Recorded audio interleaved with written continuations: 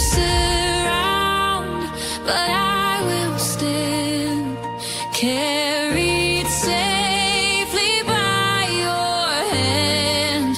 Though the earth may shake below, still your promise holds. I know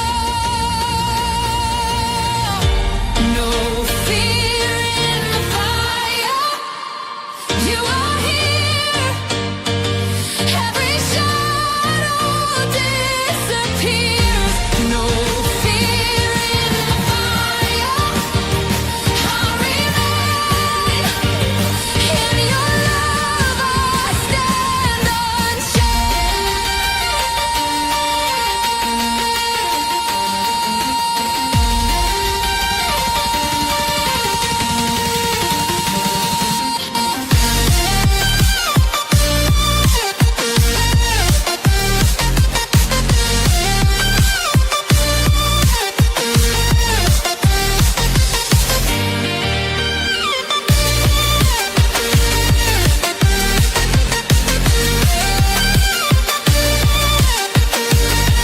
every trial, every storm.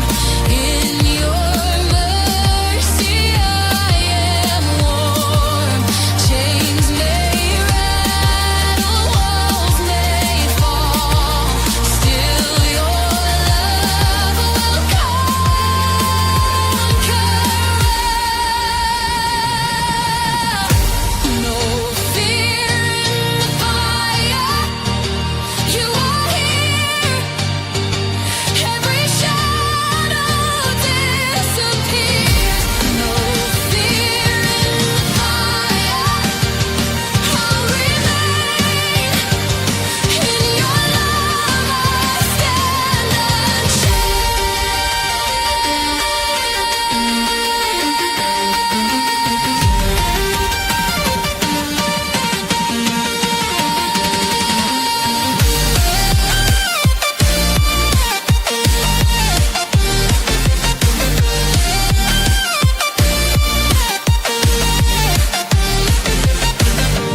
through the flames, your glory shines, ever faithful over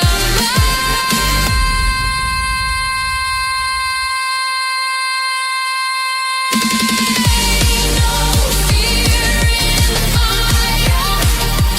You are here. Every shadow disappears. No fear in the fire. I'll remain in your love. I stand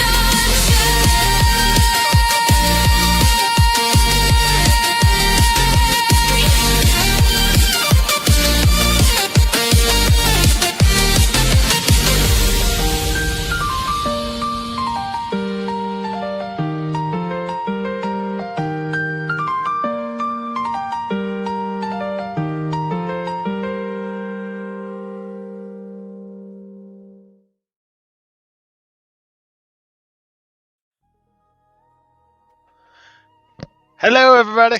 Good evening. I hope you're doing well. What's today? Is it Monday? It's Monday. It's Monday evening. I hope you're doing well. Tomorrow's Veterans Day.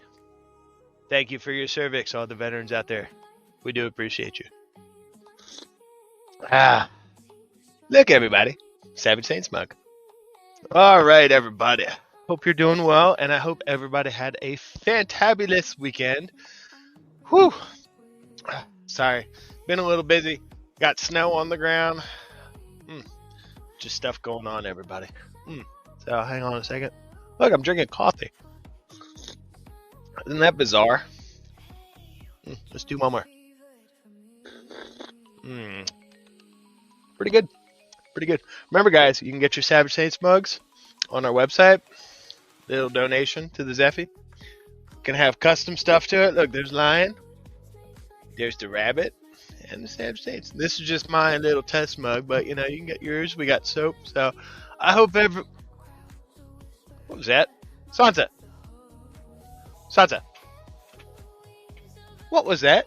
Did you hear that? Mitzi, what was that? Come here. Come here. Hop up. Oh, are you gonna hop up? Oh, okay. Here she is. All right, everybody. Let's see. How's everybody doing in the chat this evening? I hope y'all are doing well. Okay. Let's get everything settled. I heard a little rock. I did. I'm hearing something in the background there. What is that, guy?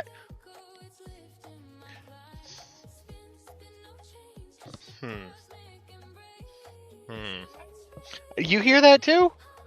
It's weird, guys. Don't be suspicious. Don't be suspicious. Don't be suspicious. Don't be suspicious. Don't be suspicious. Don't be suspicious. Don't be suspicious. Don't be suspicious. I thought I heard something. Man.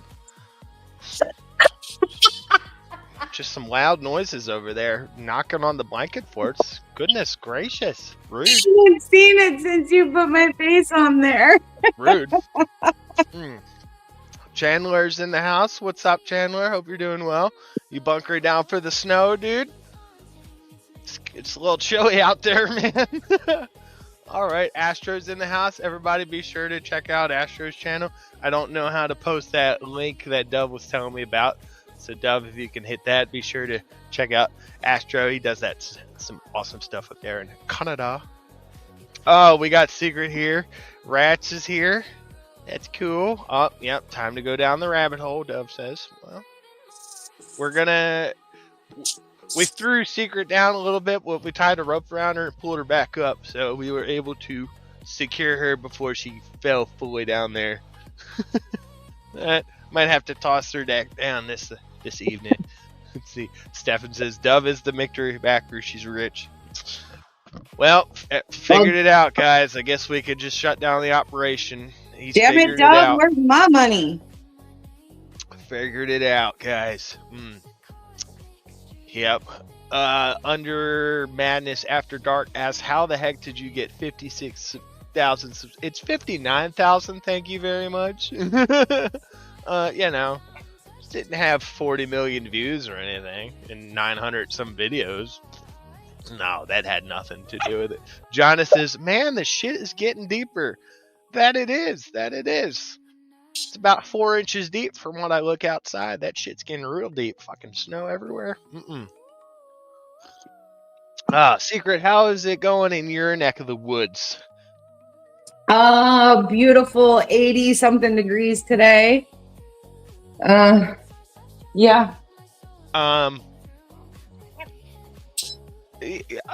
Sansa and I are in total agreement here. Yeah, I agree, Sansa. My disappointment is immeasurable, and my day is ruined. 80 fucking degrees. 80 fucking degrees, and we're over here in the damn 20s. That's rude. I know. But you know what? At least I support you. That's true. I support you in your snow endeavors. That's true. I mean, I think we might have a video of me supporting you in your endeavors. No. I think we do. No.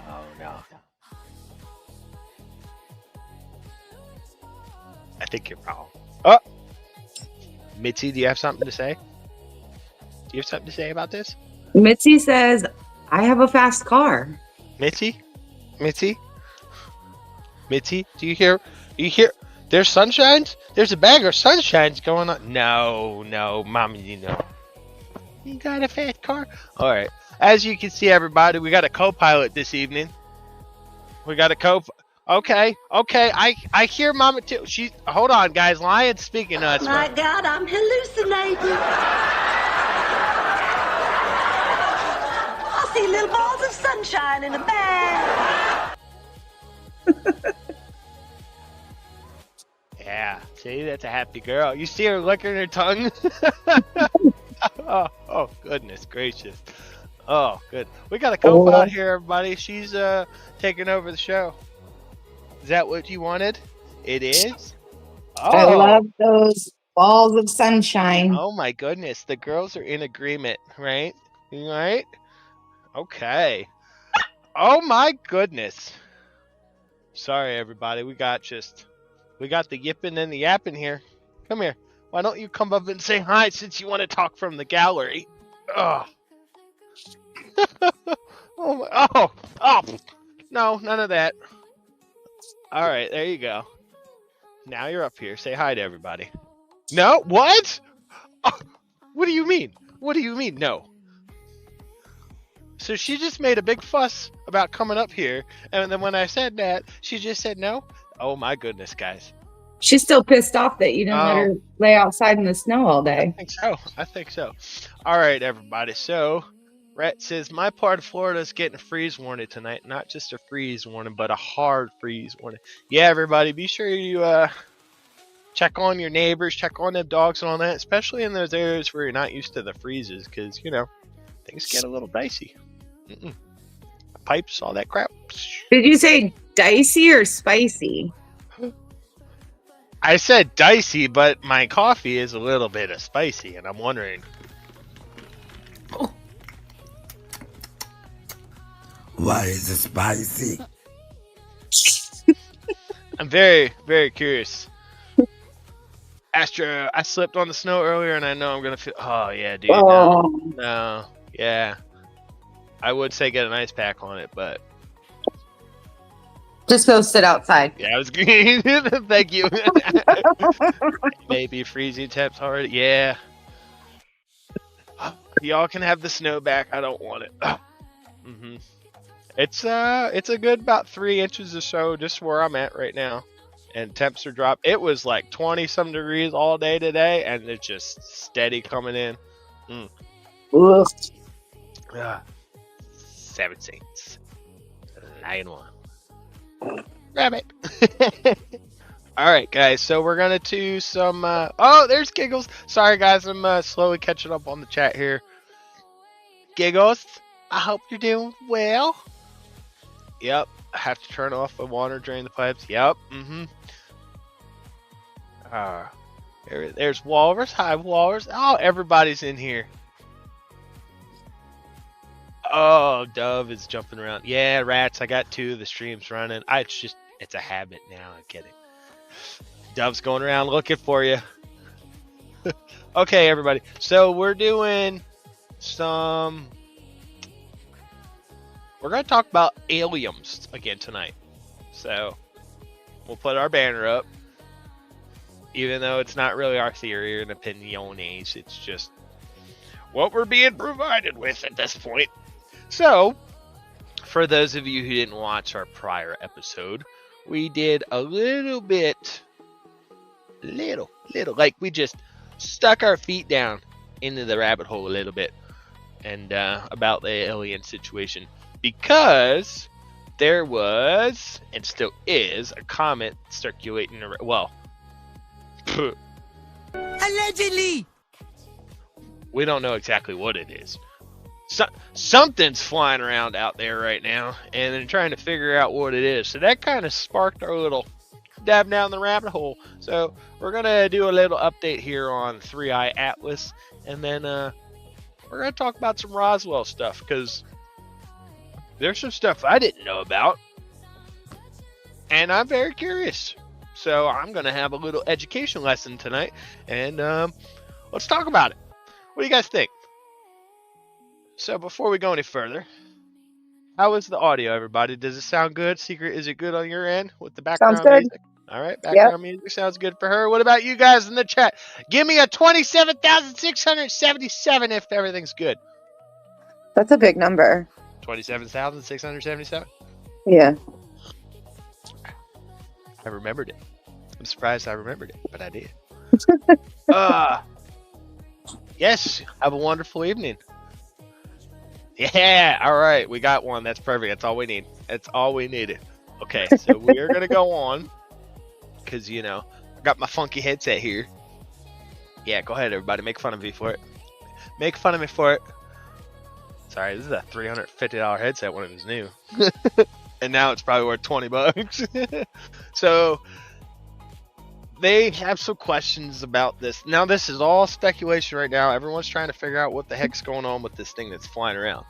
No one knows. So let's see what the latest update is. Now, this Because was it's not a comet, right? Because it doesn't have the trail or something like the that normal trail that we typically see. Now, on a mind you comet. guys, Okay. I'm not like an astrophysicist and all that shit, but grain of salt.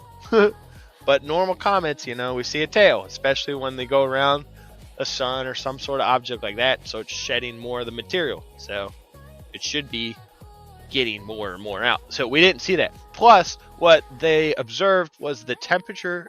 It got hotter and hotter, and it got bluer. The color grew bluer, which was just peculiar. Now, this is space. We don't know anything about space, really. Just what we know. There's a lot of science that we're not privy to. So, my brother's keeper. Oh my God, my brother's keeper is typing big stuff here. It drew my eyes. It was just like, you know what it was like, Secret? It was just like one of them. This is the bird's favorite hole. Under no circumstances are you permitted to. Squirrel! I think I can tone this one for everybody. Do it. What? Rabbit is online? But that jackass last night said he was going to be in trouble today. Freaking idiots never get shit right. Hello, y'all. That was beautiful. I don't know what you're referring to, my brother's keeper. I'm just here, ready to go, talk about some aliens and stuff. Yes, Rat's got it correct. Astro says, if I speak, I'll be the lame one in this topic, because I'll just say it's... No, Astro, No? welcome. No, no. You're not alone, bro. That's why we're here, is because I am getting educated. I dipped my first big toe into that little pool and got pulled out real quick before I fell in. And so now I've got my life vest and I'm ready. Yep. And we got her tied off to a 32-inch diameter oak tree that didn't fall over in the hurricane. So at least she'll be good for now. Alright. So we don't know what this thing is. Yep, exactly, Dove. We don't even know what's in the deepest part of this. Dude, there could be some of these freaking alien bases in the ocean. We don't know. That movie Battleship is actually starting to make a little bit of sense now. Interesting. Interesting. Oh, we need an interesting meme.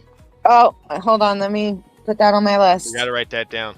Wait, let me get my notebook.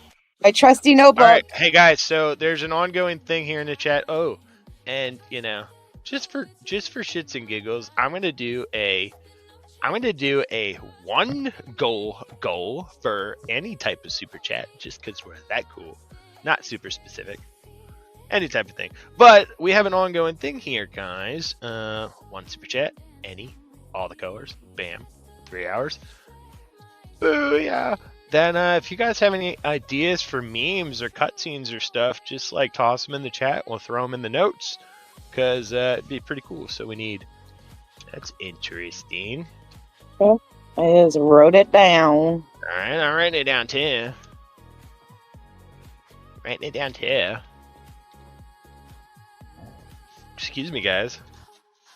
Alright. MBK, we are not asking for anyone to take sides. There's no sides need. to be taken. We're rolling There's right no down the need. same road. I was in generally specifics chat today, so no one should be taking sides. The only side we should all be taking is the one against Chris Ryder. So other than that, there shouldn't be any sides. We should all be one big team. He's so gay. Why are you gay? Who says I'm gay? You are gay. Just a reminder, guys, if you didn't know. Alright, so let's check up on this thingy thing. Turning now to a mystery in space we've been following since it first appeared in our skies 3 months ago. We are talking about that interstellar object known as 3I Atlas.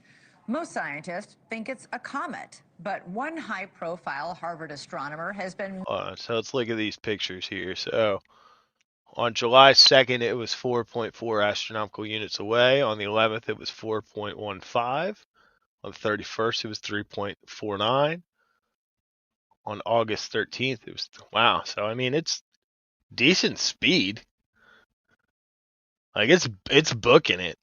making the case on this show and other places that its anomalous behavior and characteristics suggest that it might be alien technology of one kind or another, perhaps a probe.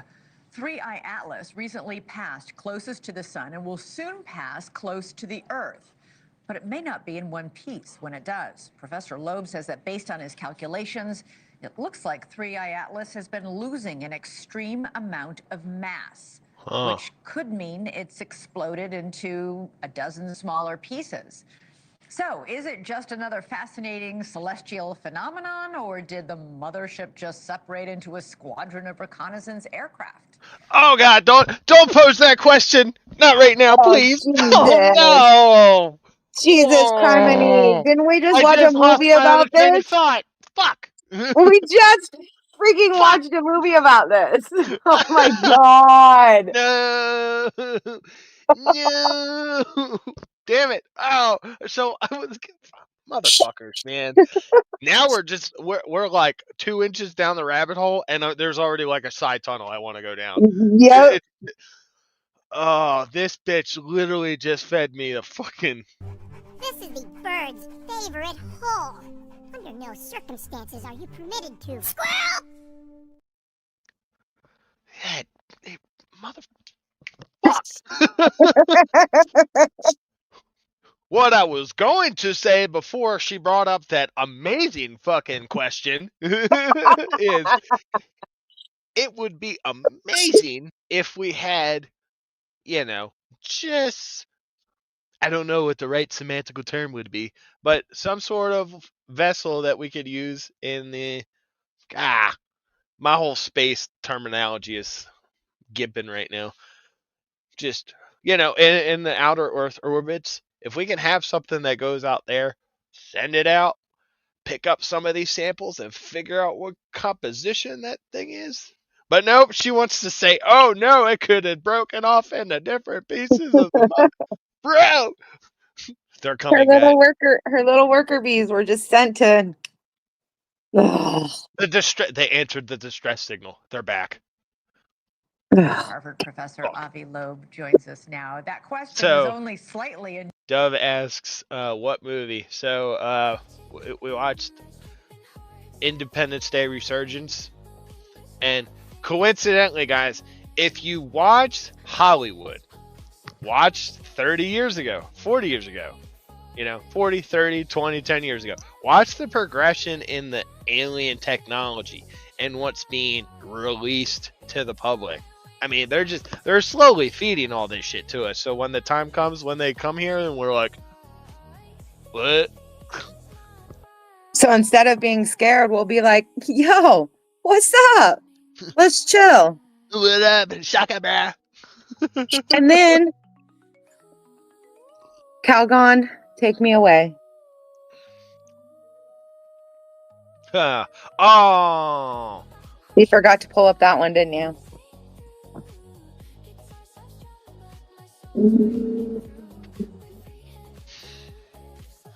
You biscuit.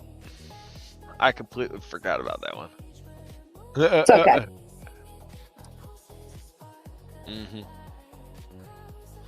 That was a good one too. I gotta get that one back. It's okay, we can. Yep. We Write can it do that down. one later. Write it You down. can do that one later. Hold on. Calgon. Alright, so Treats Miller. That's a big fat one. Rabbit, I have no problem with you and don't want to. Rawr. GS and I don't agree on everything, but I do think he has a good heart and anger issues, but so do I. Secret, unmask yourself. Just kidding. Yeah. There's more to it to GS. He's turned on us numerous times, and third time's a charm, motherfucker. And if anybody was in GS's live tonight and he was talking about how Griftifer, uses everybody's first name and docs everybody, and you guys are, and you wonder why I'm suspicious about like not revealing myself. Prime example. Hello. Right. Rats. I am headed to bed. Yeah, we're gonna try and do an earlier one. Sometime, maybe, potentially, probably not. I don't know. We'll see. Good night, rat. Good night. Sleep well. All right, here Stay we go. warm. Just given everything you've been saying, did we see it explode, or did we just happen to go back and measure it and say, oh my gosh, it's now much smaller and in a few different pieces? Well, what we see are A 7 few. jets coming out of these objects, more than 7 actually, after it passed close to the sun on October 29th. And we can see that some of these jets are pointed towards the sun, and they penetrate over 1 million kilometers through the solar wind. We know the properties, the density and speed of the solar wind, so we can figure out that for a natural comet, with the characteristic outflow speed of these jets that come off pockets of ice on a natural comet, given that speed, we can tell that there is a What lot are these lines? That's what I want to know. of mass carried by these jets so that they can penetrate through the solar wind, about Weeping 5 Angel billion Gamer. tons. Hello. Good And evening. in order to get that Guten much Tag. mass out of Konnichiwa. ice, Oh we my need a God. large surface area of an object. And it turns out that it's a surface area of an object that is at least 20 kilometers in diameter, much bigger than the original estimate for the size of the object. Wait, what? And it turns out that it's a surface area of an object that is at least 20 kilometers in diameter, much bigger than the original estimate for the size of the object.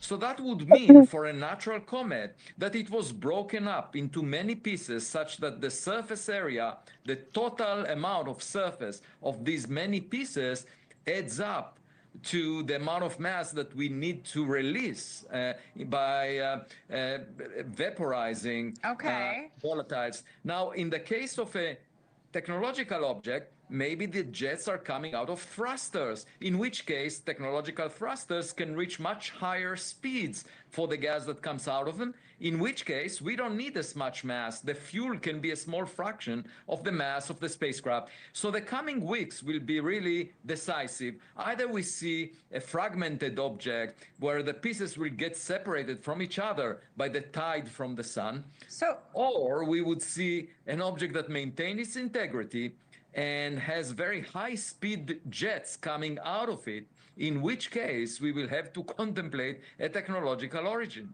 When are you going to know this, Avi? I mean, you're obviously watching how each of these 7 pieces now. Do you want to read this one? Except I can't do her any justice. So I'll do it the way that I've heard her speak. Someone told me that you were supposed to be in jail today. Guess they were wrong. Oh. Is that the theory? Shocker. Someone telling lies on the internet? What? Who would have thunk? Hi, Miss Angel. Hello. Good evening. Konnichiwa. Still to this day, the best line Angel ever said. Do you feel better? Coordinated way, or? Yeah, we will get data from hundreds of observatories around the Earth, plus the Hubble and So is it headed for Jupiter? Webb telescopes. In the coming weeks, Looks like by it. the So it middle passed of by Mars. December, it will get closest to Earth on December 19th. And by then, It's gonna go we past will know Jupiter. the nature of the object, because if it's natural and it disintegrated, we would So know it's not what it coming was made to of. us? We would see the pieces. Damn it. However, if it maintains its integrity and we see high-speed jets coming out of it, we can measure the speed, we can measure the mass flux. We will know that it's something unusual. So I would hope Karma's helper just sent me something to meme. Let's figure this out together. Uh-oh. Hold on. Let's pull it up. Let's see here. Yes. Oh, you didn't know. Oh, that's right. Dove, I forgot that I am Angel. That's right. That's right.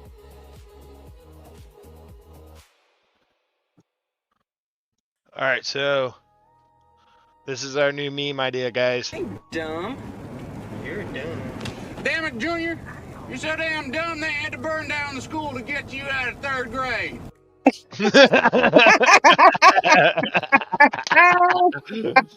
All right, let's figure out the characters on this one, guys. Dumb. So we got two in the back seat, and then we got dude who turned around at least. Who's That's gonna be? Pacey. Who's that? Pacey. I want to be Pacey. Okay. No, I don't want to be Pacey. Somebody's gonna have to take this. Someone's gonna be the driver. Come on, guys, speak up. You got 2 fucking opportunities here for quick memes. And then we got the main characters in the back seat. I'm dumb. You're dumb. Damn it, Junior. You're so damn dumb they had to burn down the school to get you out of 3rd grade. That's good. That's good. So we got the guy in the hat looks like broken sister, broken trust. All right. So we got two offers for drivers here. So we can do Teresa and Jonathan up front, chauffeuring.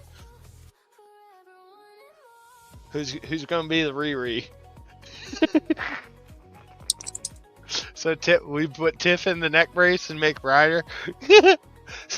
Should we do this? And when it cuts to the front, should we try and make this like a partition so that Teresa and Jonathan are driving like a cop car?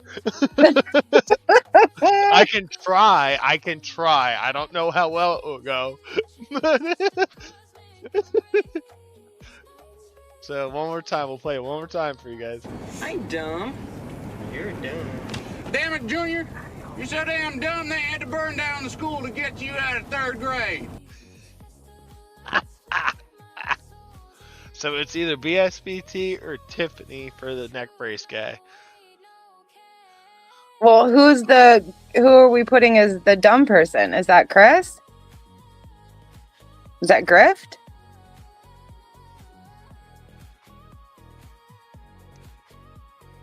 Because it would be way funny if it was Grift getting smacked and By Tiffany. Tifaho is in the neck brace. That would make sense because her back was broke.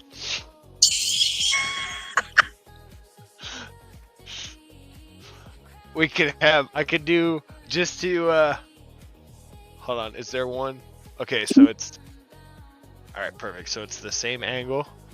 I'm not dumb. You're dumb. We could keep Angel Gamer's thing in here to where it's like we can put BSBT on the trunk because and strap him down like the baggage he is. He's not even worth the car seat. All right, so let's put this idea here in the note. So we got, yeah. All right, front. All right, so final call for the front seat drivers. Are we gonna do Teresa and Jonathan for our front seat transports? No, it says. Well, yeah. So it says that there's a pic of her in the car in a brace. Oh yeah, in the back brace, in the hospital gown. Find it. Somebody find it. Find that shit right now. Find that. I think I've seen it. Oh god.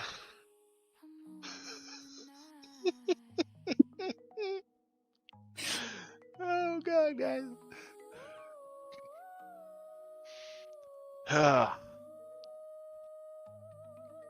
Remember, guys, if you're members to the channel, you'll have access to this shit behind the scenes. Because yeah, members can have all this stuff behind the scenes. Oh, I need to plug this in. Crap.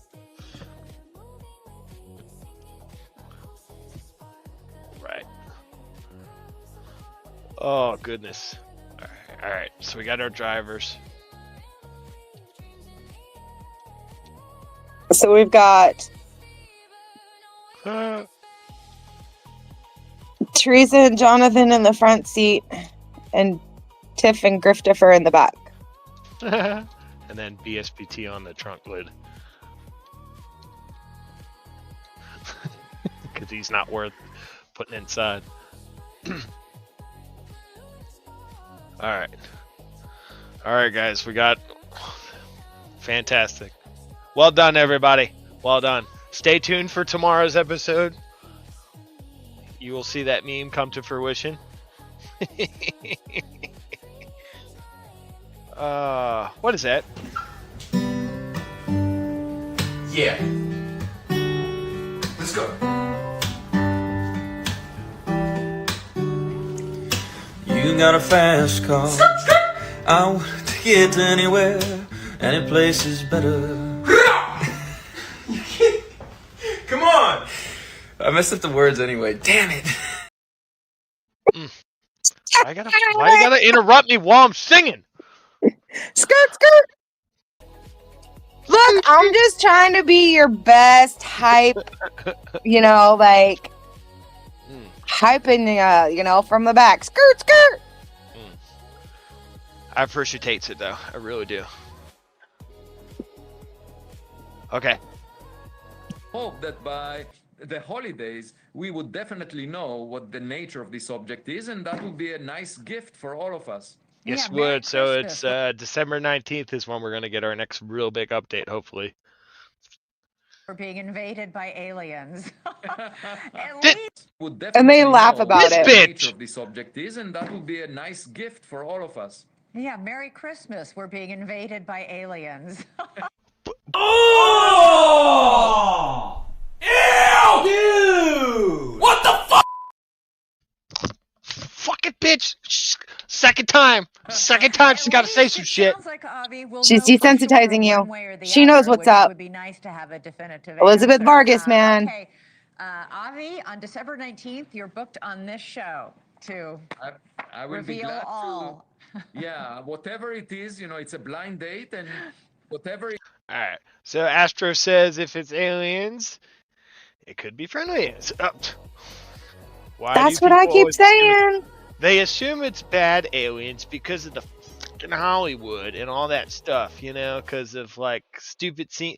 Oh man. Oh. I need to make more memes from these movies because I can't I got to remove a lot of stuff so I don't get hit with copyright. Well, I'm gonna do some of these alien scenes where they're just in the spaceship. Dude, yeah, they're trying to paint the narrative, Astro, and I love that you said this. Thank you so much, my friend. They're trying to make this narrative to the human civilization that aliens are bad. We need to be. Right? Because it just funds the whole military-industrial complex. That keeps them perpetuating the cycle. Dude, if they were hostile, they would have wiped us out over 80, 90 years ago. What if we are the aliens and we came from inside? This motherfucker! Oh my god! Come on, man! Angel! I mean, then that would make sense. Holy Jesus. What is that? What the f*** is that? Man, we're just fucking rolling down that shit, guys. Yeah, because it would make sense. Because it's like, sometimes what the fuck is the purpose of life? Really? So, is it a test to see how well we do here? It's gotta be. And then if we make it, and if we make it, then we're out of here. We can go home. Like, what the god, man, Angel, why? The sad part is she has the link to the StreamYard, so if she just wants to fuck with us, she totally could, and just come up here, just plop some fucking. She's the. Is a probe any different than it? Oh, come on, guys. Need to do like a rabbit head explode.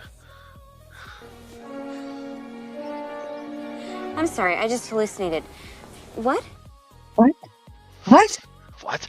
I need to make my meme a tinfoil hat because of my head. What? What? So, Molly Now trying to we're going phone to home. get into a quick little, like, this was some shit that I didn't know that was going on because I was not paying attention. But apparently there was a whole congressional hearing a couple months ago. This is one little snippet about this shit. And the title is "A Hellfire Missile Smacks quote UFO and Bounces Right Off." All right, I'm just gonna play this shit. I'm not jumped to the conclusion that I believe that there are, aliens coming from another planet. But I'm open to that. And I think that it's our responsibility, especially when we're seeing that we have a government that is actively blocking information from us. Just last night, I tried to get an amendment onto the National Defense Authorization Act that fit in the germaneness of that bill to have. He said germane. We haven't heard that in a while, guys. Are you germane? Oh, it's been a while since we've heard that, guys. Word of the day. Have UAP disclosure, and conveniently it was named non-germane, mostly deemed by staff, not even an elected official.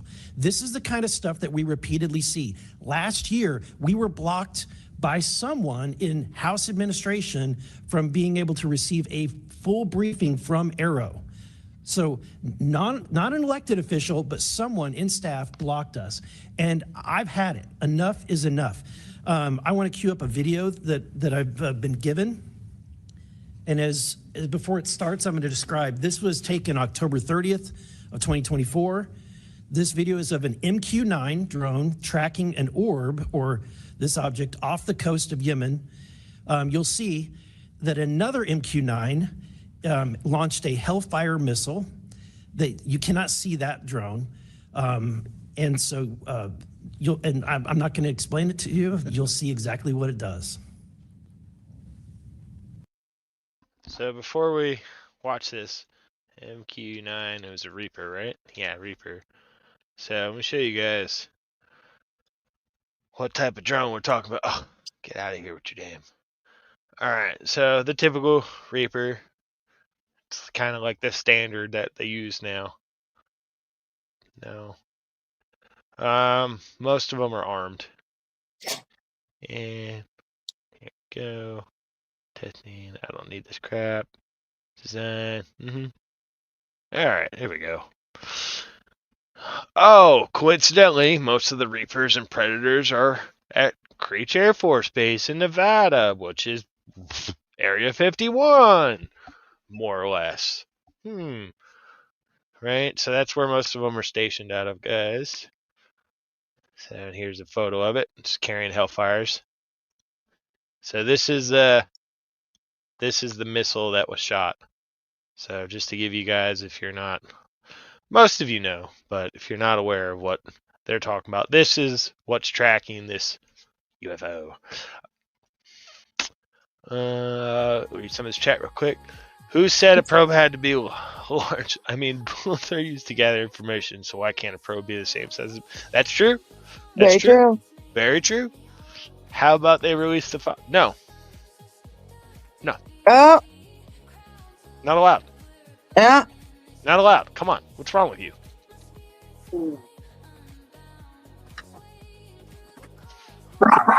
Oh, shush. What is wrong with you? How dare you ask that question, sir? How dare you ask that question? Remember, guys. Just, I'm it's completely amateur! Hey! It's happening again! Whoa! Look at that! Now do you believe us, Cartman? You guys can't scare me! I know you're making it all up! Cartman, there's an 80-foot satellite dish sticking out of your ass!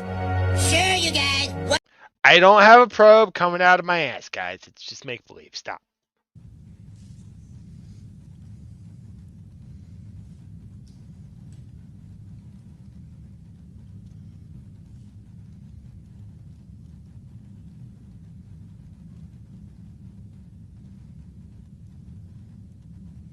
So the missile will come in. Here it is. Boom.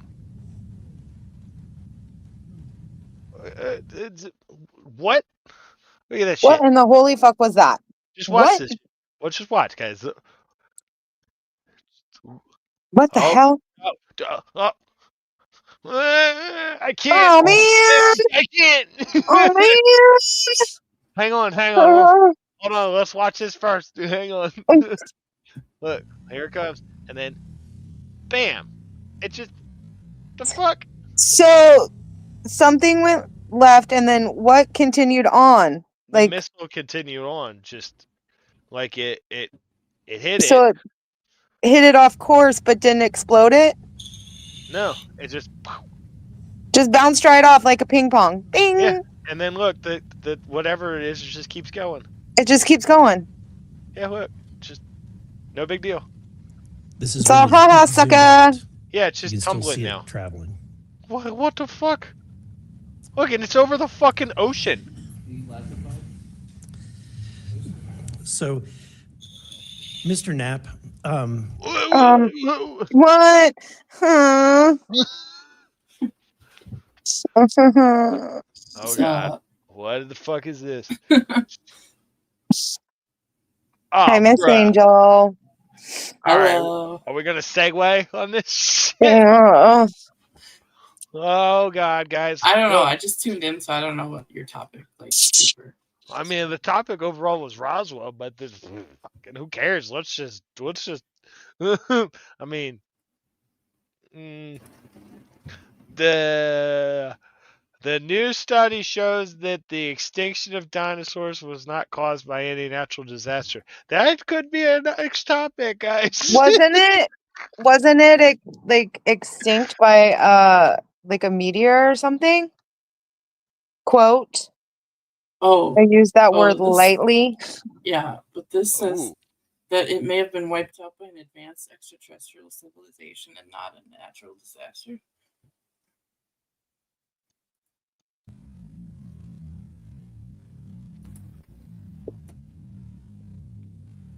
Yeah.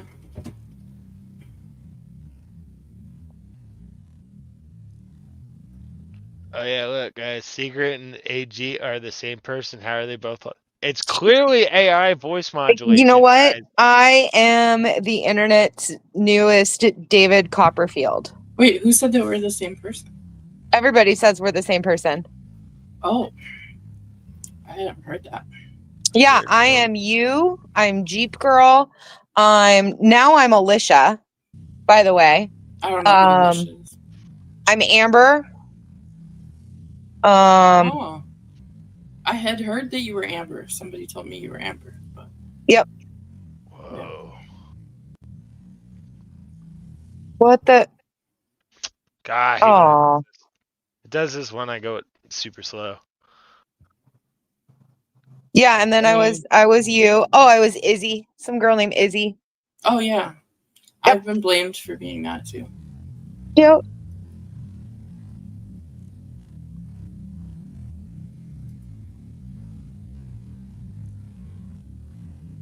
Comes in. Boom. Bounces right off.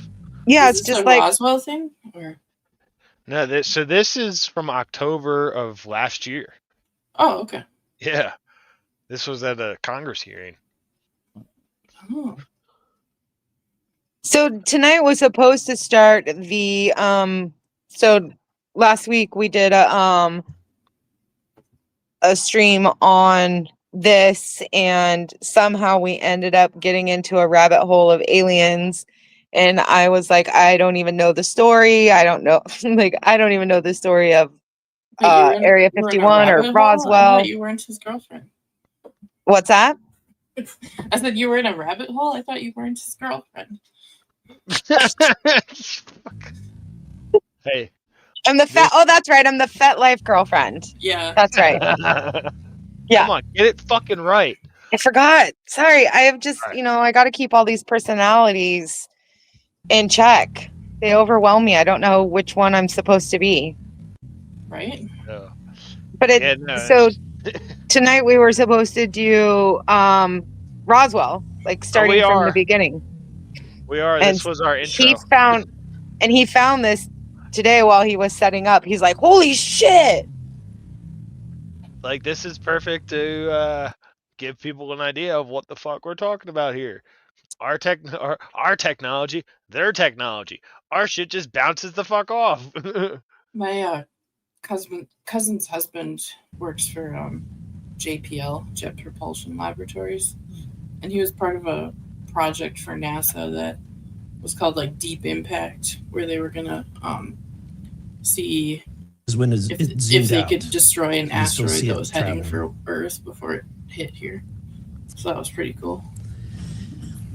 Look at that. It's rolling. That can't be no So, weather balloon. Mr. Knapp, do you have you heard about, events like this occurring? Wow. And what All right. That's all we get for that. We don't need to go through this whole thing because I just wanted to show you guys this craft, what we're talking about here. So, for one of these things to crash, I mean, come on.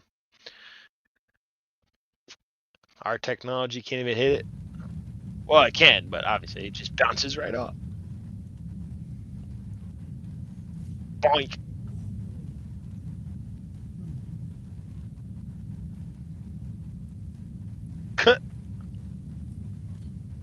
And it's just, nothing this happens. is when it zoomed out. So you can still see it traveling. All right. So here, we're getting to our main topic, everybody. The Roswell incident.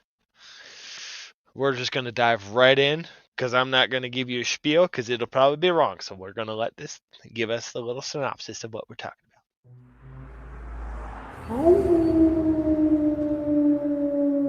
Let's see. Roswell is a small, quiet town in New Mexico that would be thrust into the public consciousness in July of 1947. In the build-up to July, the state had been suffering from intense summer storms, and on the 1st of that month, one of the worst lightning storms was raging across the state. At the same time, an airfield not far from Roswell had been tracking something odd on their It says Walker Air Force Base. So for those of you who can't see it. radar systems that to their knowledge shouldn't have been there. Once this news had been shared, other important facilities also began to confirm that it appeared as though something was present, and now whatever this thing was being tracked by multiple sources. Not only this, but a building inspector later reported seeing something unusual over White Sands. Descriptions given were that it was moving incredibly fast, much faster than we're familiar with, and secondly, it would disappear from their monitoring systems only to reappear again after a few moments. Control room operators were stumped, and as word got out, it was realised that it wasn't the only odd thing to have happened in the immediate time frame.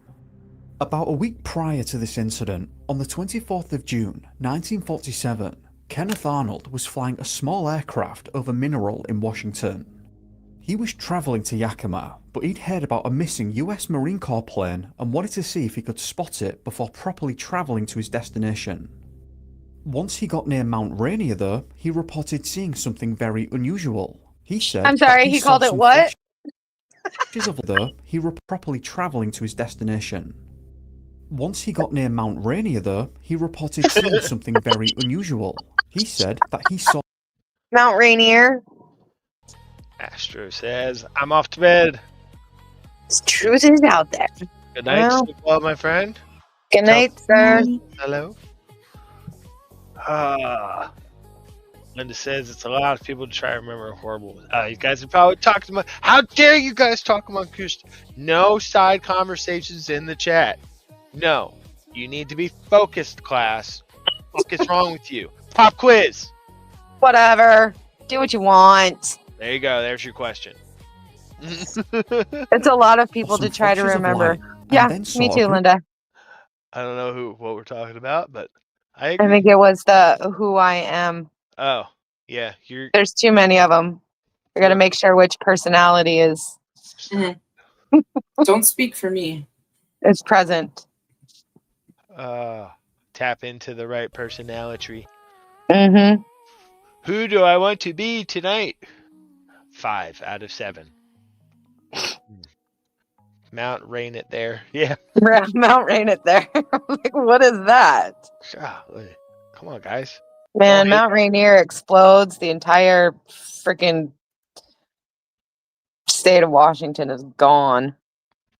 Group of planes Don't talk flying about in that. formation. Horrible. Only after Bad taking thoughts. a moment to process what he was looking at, he said that they were not planes. Move it to California. He said No, I'm going to that they stay in did not have Arizona and have tails my and were oceanfront property. There you go. flying incredibly fast, and their movement appeared as if they were skipping over water. He watched as they sped in the direction of Mount Adams before they vanished. Upon landing, he told people about what had happened, and the word spread from there. When talking to a reporter, he described that they were shaped like a pie plate. Things were only about to get weirder. On the 7th of July, press outlets across the states shared something interesting. Vernon Bird, who was with the Fairchild Photogrammetric Engineers, was flying a P-38 for his firm around that time. Both he and his photographer were travelling at around 360 miles per hour above Los Angeles. While very high, about 100 yards behind him, he saw something described as having a clam shape that looked similar to a pale grey yo-yo. Huh. This surprised Vernon as he performed an aerial manoeuvre to get away from this thing because he was worried that it was going to cause an accident. He acted quickly and stated that he believed that this clam-shaped thing got torn up by the prop wash of his plane and he watched it fall to pieces. Now, over the next few nights, the control room of the local sheriff's office in the Roswell area was thrown into chaos as they were flooded with phone calls in a location that would usually be relatively quiet. George Wilcox, the sheriff at the time, said that while he hadn't seen anything strange himself, they were receiving numerous calls about people seeing unusual and unfamiliar shapes in the sky. I get the sense that George didn't really know what to make of what was going on, but then somehow, somewhere, this entire... I was about to ask. And go figure, before I voiced the question, the answer popped up. I was going to say, what time of day? ordeal got even stranger when George was contacted by a local rancher, Mac Brazel. On the... It says it's 6 o'clock. So, clearly still light out. They can make And where is this? We're talking about in New Mexico or Washington? New Mexico. New Mexico. Yeah, so 6 o'clock in July, so it's the same here. So yeah, it's still hot and sunny You could easily see an object. in the sky, yeah. night in Probably not even a cloud was in the sky. Hold on. said there had been a tremendous thunderstorm, and apparently Mac, among others, thought that they'd heard something that stood out amongst the thunder. Something that didn't quite fit. They didn't know what it was or what to make of it, but given Well, that still, they were in even if it was fully overcast sky with thunderstorm clouds and all that, you'd still be able to see a... If it's below the clouds. Yeah. the middle of a thunderstorm, it was mostly just brushed off. Monsoon At the same season. time, approximately 11:30 p.m., whatever it was that had initially been found on the radar was now missing. The following day, Mac was... says the object, more likely the blip, blossomed into a sunburst and then disappeared from the screen at about 11:20 p.m. Because there were 3 sites tracking the object, the Army technicians were able to plot within vague parameters the location of the crash or the landing. What do we call that, chat? Triangulation. was out on horseback, tending to his ranch and moving sheep from one field into another. Mac and his family had made a great friendship with one of the neighbouring families, and he was accompanied by their son, Timothy Proctor. As they rode across the ranch, they discovered debris on his property. At the time, Mac said that it appeared as though something had struck right at that location, though he had no idea where the rest of it, whatever it was. He didn't think too much of it right away, as he and Timothy were busy, though he did think that the material looked odd somehow, so he collected a couple of the pieces and later took them home. That evening, he also showed them to the Proctors, Floyd and Loretta, Timothy's parents, and he told them that he could not burn nor cut the metal at all despite how thin it was. He also supposedly revealed to them that other parts of it would return to the original shape once crumpled in his hand. Not What? long after this meeting with the proctor, Wait, what? What? Yo. of the pieces and later took them home. What the That fuck? evening, he also showed them to the proctors, Floyd and Loretta, Timothy's parents, and he told them that he could not burn nor cut the metal at all despite how thin it was. He also supposedly revealed to them that other parts of it would return to the original shape once crumpled in his hand. Not long after this meeting with the proctors, he also showed his brother-in-law the find. This He said he hadn't heard of the flying discs at the time, but several days later his brother-in-law Hollis told him Of the disc reports and suggested it might be one. conversation led Mac to drive 75 miles, where he would walk into George's office where he asked to speak with him privately. George obliged, and Mac shared his story, which after a while was relayed to the press. He said, I was a little bit ashamed to mention it because I didn't know what it was. Asked the sheriff to keep it kind of quiet. He added with a chuckle, I thought folks would kid me about it. Or at least parts of it. Wait, pause. It seems. What is Angel putting in that chat? Making us. It's about Area 52. Says what? You've heard of Area 51, right? Yeah. There's an Area 52. Now that. Dude, there's dozens of them. Oh my god. Remember when I pulled up the map? There's dozens. They're all connected by underground tunnels too. That's the best part about it. Mm-hmm. And one of those tunnels goes under the Denver airport. Mm-hmm. One of them allegedly goes, oh, wait a minute. No, I didn't. Michael. You did. Michael, now! Allegedly. What? One of them goes to DC as well. What? There's a portal to get to the Area 52 also. Mm-hmm. Oh yeah, dude. We're just getting started. Oh my god, my head. Was particularly concerned about being ridiculed. Brazel said he didn't know what it was. He described as consisting of large numbers of pieces of paper covered with a foil-like substance and pieced together with small sticks, much like a kite.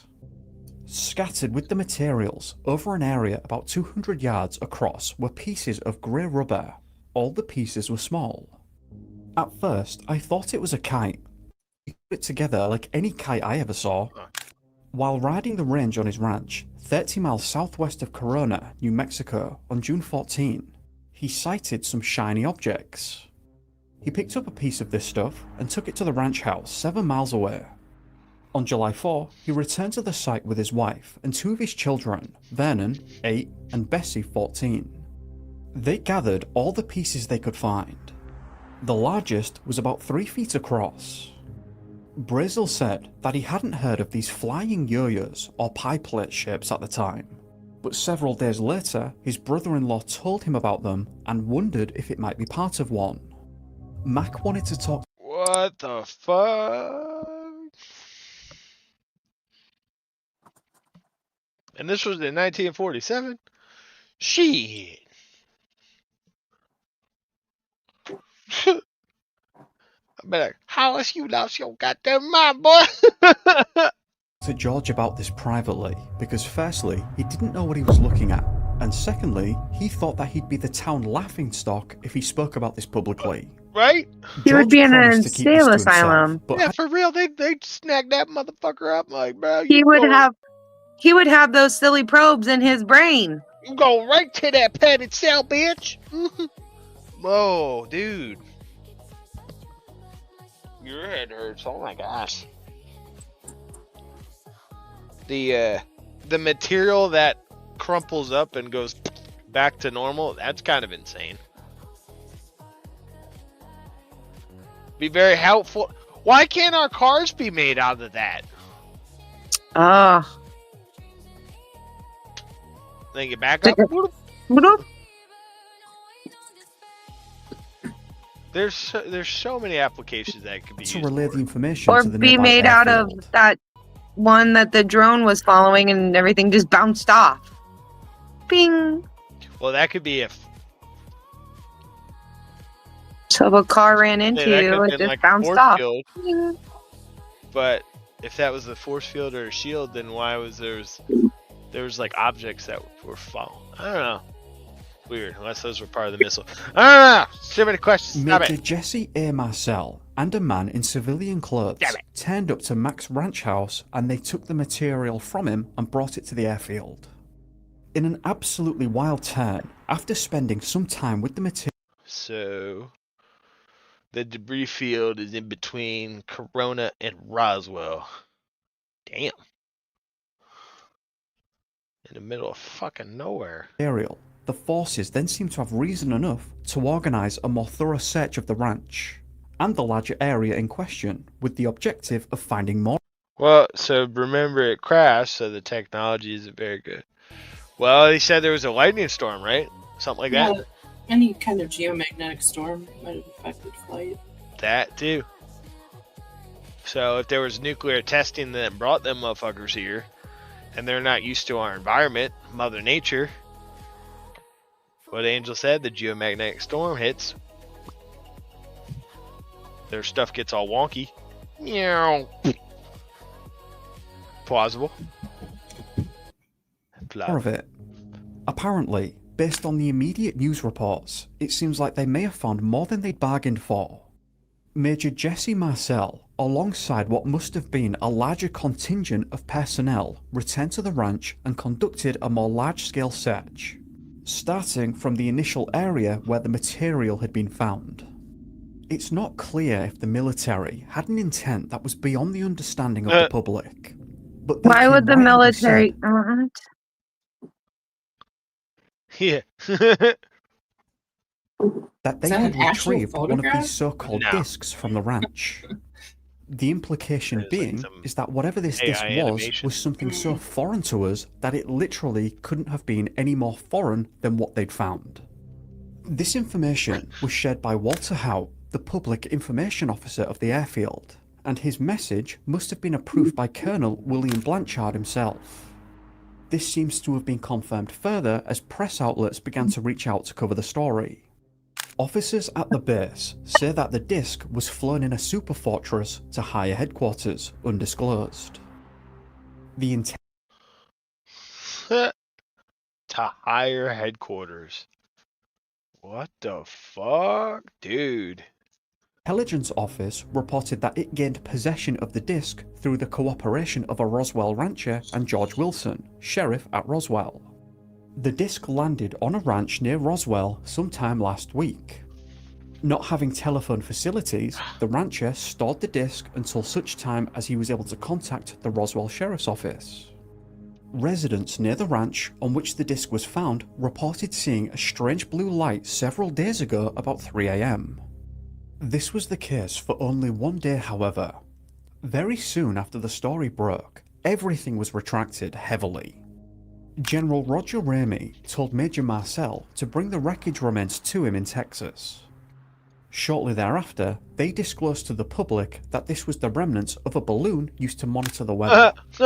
The aluminum foil-like pieces Don't look here. We got weather nothing. What? It's just a drone crash. It's Those just a weather aren't- balloon. It's those just aren't- fucking Grifter smoking meth. No big deal. Like, don't look over here, guys. The fuck? Here, let's set this up real quick. Take this tinfoil and these helium balloons and make it look like it was the stuff that was found. And then let's redact all of the news reports and everything. Oh yeah, this is just. So the aliens are having a birthday party. Fuck. You're right. I'm sorry. I apologize for being so rude and not accepting that their birthday was on July 8th, 1947. I apologize so much. that had been recovered, according to the newer press reports, were nothing more than this, and they insisted that word having got out about a disc of some sort was a mistake. What's interesting about this is that the article showed before, in regards to what Mac Brazel had said about finding these aluminum pieces and sticks, came after the military had changed its mind. Firstly, it seems to me that it is incredibly odd that in the first instance, the high-ranking, intelligent and trusted personnel would come right out and share that they retrieved something very unusual from that ranch. You would like to think that the people in such a position would know the difference between tinfoil and something truly extraordinary. So why the change of mind? There really can only exist 3 potential answers to this question. And which one of them is strictly true is something practically impossible to determine with the limited information available to us who are That not. they brought it back and actually realized what the fuck they had. And they were like, oh my god. Like, I guarantee, oh my god, I could totally see it in my head. They like brought that shit back to the warehouse. Well, Jim Bob over there doing his stuff on it. He's doing some work. He figures it out. He's hitting it with a hammer. He's, hey, boss, this thing goes back to normal. What the fuck? You know, it comes back, and they're like, oh my god. Drops the cigar out of his mouth. Hey, Francis, retract all the newspapers immediately. You know, it's like, What get this shit, hush, hush. Jim Bob, you're fucking fired. You know, like, dude, I can totally see it. 1947, they get that shit back. You know, because they're doing the normal operations. They put the press release out there, and they get back, and everything's going normal. And Jim Bob just fucking ruins everything for the world. That moron. He should have just kept his damn fucking Jim Bob. Rude. Not in the know. You'd like to think that the least likely answer was the case put forward that people were genuinely completely mistaken about everything. The reason for this is that by extension, that means far too many people in highly trusted and powerful positions who we depend on to some degree are completely inept and incompetent to a level that is just not reasonable or acceptable. Everybody makes mistakes, and that's okay. Even if it were a weather balloon, how would that explain the blue lighting effect? Would a geomagnetic storm or any electrical storm striking that type of material cause that? No. Thinking that's the plasma or all that stuff. Maybe the Cherenkov radiation. Who knows what kind of effect? Nah, weather balloon, my ass. They made Jim Bob's guys. What this had to have been. It is to such an extent that it must be believed that someone sat there holding some tinfoil in their hand, likely with their shirt on backwards and shoes on the wrong feet, and then confidently proclaimed that the piece of tinfoil was something never seen before. Is this kind of where the whole tinfoil hat theory comes from? It's from these people. The other 2 answers we have left surround the idea that for one reason or another, again, that is not fully understandable to us, the average people, the actual find was regarded as an incredibly sensitive issue that was interpreted as posing some kind of problem for the country. One idea that I've seen thrown around was that this was all a heat-of-the-moment mistake. Look, guys! Better not tell them about this one, Jim Bob. What the fuck?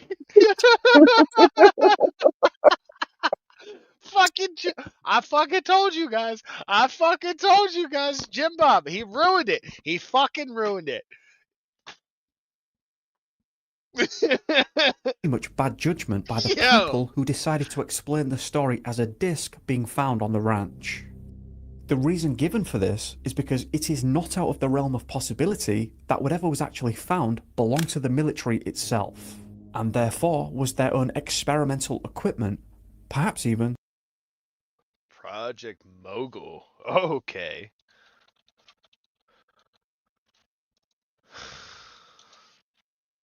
Microphones blown on hot. What? I don't want Wikipedia. Ooh, let's do the Lawrence Berkeley. Oh, jeez. Oh my, that's a lot of reading. This is a lot of reading. Is there any pictures? Probably not. Here's the Cliff Notes version. Military wiki, I'll do that. Project Mogul was conceived by Dr. Ewing, who had earlier researched the deep sound channel in the oceans and theorized that a similar sound channel existed in the upper atmosphere.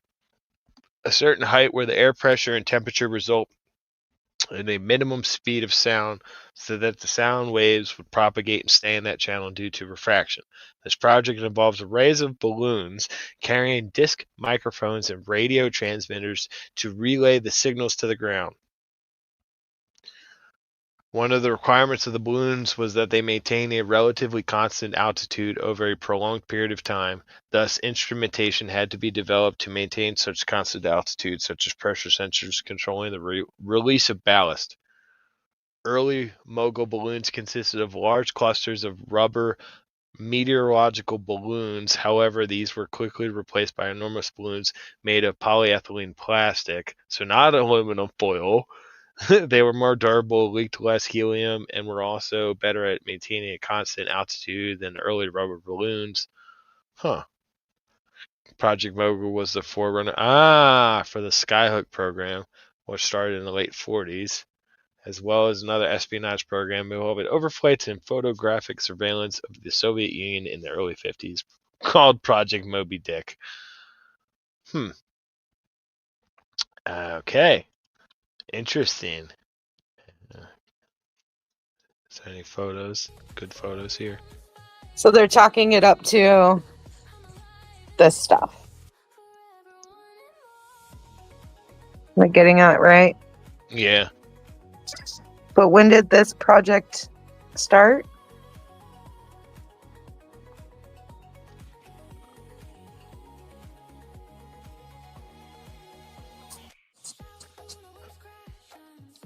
Uh,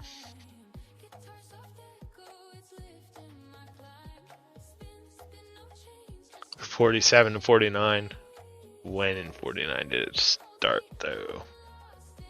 Well, didn't this This happened in land- July 8th of 49. I thought it said 47. Or 47, excuse me, yes. Oh, so that's convenient. A new project started Yeah, I gotta read the... in July 7th. Hold on.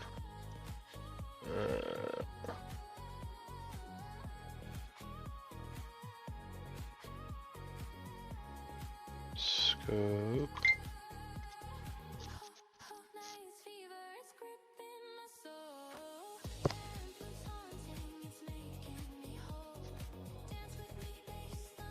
So the contract was from 46 to 50.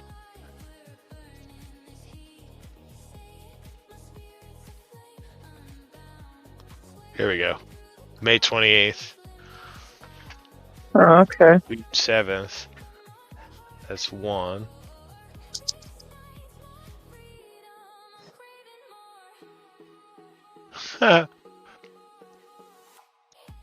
Here's the other one. June 27th to July 8th.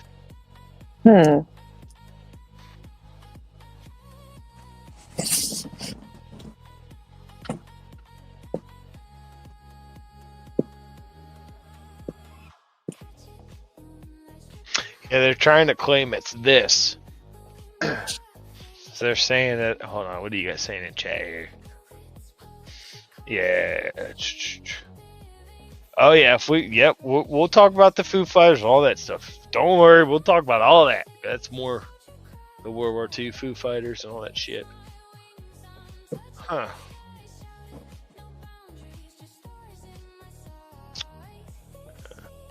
Mogul flight number 4 launched on June 4th, 47. So they're trying to say it was flight number 4 of this. Covered on, obviously. What? Wait. Oh, sorry. Obviously eliminating any balloons launched in July. Number 2.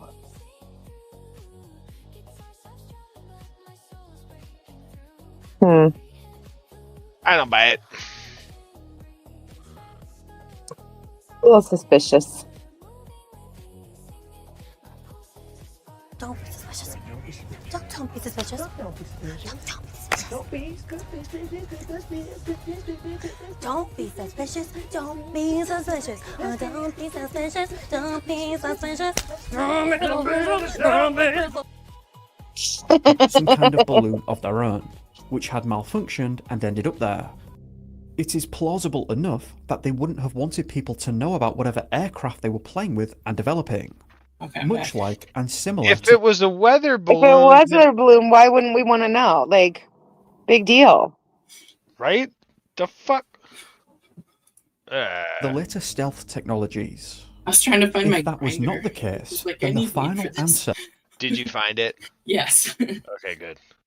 Yeah, you're gonna need it for this. is that this had to have been something truly unique, this disc, made by a people whom we know absolutely nothing about.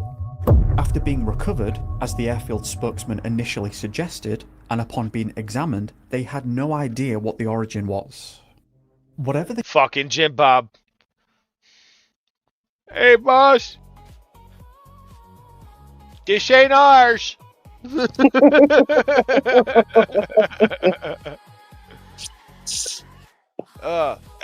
It's really interesting that I said that whole little gimmick, and then they fucking said Jim in the. Oh my case God. may be though, if you were to put yourself in the shoes of Mac Brazel, a rancher, enjoying life, wanting to mind your own business, and just trying to get by for yourself and your family, then all of a sudden you have this entire ordeal that somehow you've gotten caught up in. If people in high, well-regarded stations then told you that this was a very consequential matter of high importance, potentially affecting the security of the country, and that you must comply with their demands in regards to not sharing the finer details as to what actually happened, the overwhelming majority of people, I personally believe, would comply with such a serious demand. Or in other words, the majority of people would not want the smoke and consequences that might stem from disregarding such an order. I would be It like, seems to fuck me- you, watch me. I know, right? Can you guys entertain the chat for a second? I gotta take the dogs out in the snow. Oh, sure. Yay! Some mentally not ill that people believed in foil hats block the aliens from sending and taking info from their heads. Thus tinfoil hats are connected to conspiracy theories. Oh my God, there's so much snow. Fuck. You want to go back further, look up. We already did that one. I worked on Project Burn Book in the early 2000s. It was pretty fetch. Don't make sense. They don't like that.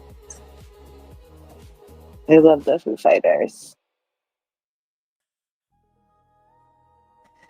Jim Bob left behind wife and children, but don't worry, the men in black made sure Jim Bob's family forgot all about him. Touche.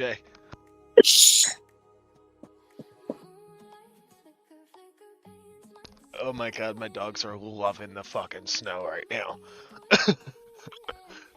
That's no thanks. Muggsy's doing like his version of Snow Angels. He's just rolling around. Rolling in it. You Yep. have snow and we don't. And I live in Minnesota. Dude, there's a good 3 or 4 inches on the ground right now. Oh, and the wind just kicked. Oh my God, the wind just kicked up. The girls just ran inside. Muggsy's just like, yes. He's staring at us like, you guys are pussies.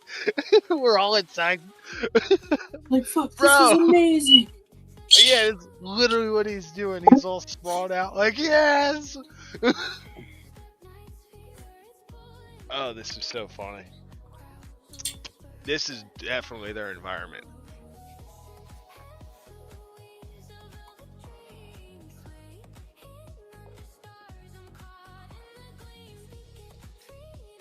All right, come on. You were brown 2 minutes ago, and now you're white. Come on, please. Just like Michael Jackson. Oh. You set it up. Come on, buddy. Angel just called you Michael Jackson, so hee hee, your ass inside. Shimon. Yeah. Come on. Fucking South Park is amazing. No, that's ignorant. No, stop. That's ignorant. It's just ignorant. Come on, Blackie. Play with me. All right. Thanks for waiting, everybody. You know, dogs are priority. Bugsy says you guys are missing. Allegedly. Allegedly. Right. Back to it. That's the Billy Mays episode too, isn't it? Yeah. The Chipotle way. Yep. Yeah. Jamone. Yeah, we're all Allegedly. in purgatory. Billy Mays here for Chipotle. Are you tired of shitting blood every time you eat Chipotle? I'm ruining your underwear. Well, just Chipotle away. All right. That most people would simply accept that those in such high positions know what they're talking about, must have a deep understanding as to why this was not a good idea to share with the rest of the world, and therefore would stop talking about it as requested. That is, if that even happened. Dove says now Muggsy needs a glove. Muggsy's soaking wet now.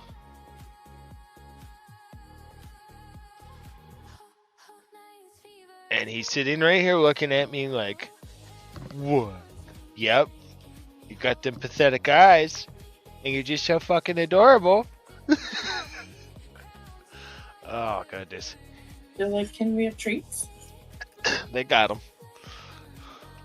You want another one, Muggsy? You scarf? Yeah. Hang on. I'll give him another treat, guys. My dog's At figured all, out how to we only have manipulate two us pieces of treats. information to Oh, go yeah. on. The Oh, that's what was Mitzi that as does. had been claimed in the They papers, pee, like, every that 5 Mick had minutes stored to this see thing on his another treat. property. Mitzi And learned then how to later, fake it that from he was her fucking deeply chihuahua. sorry for sharing any Yeah. of this information in the first place and causing such a media frenzy. I must admit, I have some rather large reservations that keep me from fully believing that this was truly something from a people we don't understand, who must be Oh my goodness. Oh my goodness. Guys, look at Aw. these. Look at these ravenous. Oh my gosh. What are you guys doing? They can't see you because it's all blue. There you go. Good job. They sat. Okay, hang on. Thank you. Vicious monsters. Sansa, what are you doing? You need to sit. I'm going to put him away. Okay, I'm going to put him away. Nope. No treat for Sansa. Sansa's being a bad girl. Aw. Good girl. Sit. Good job. Thank you. Oh! Ma'am?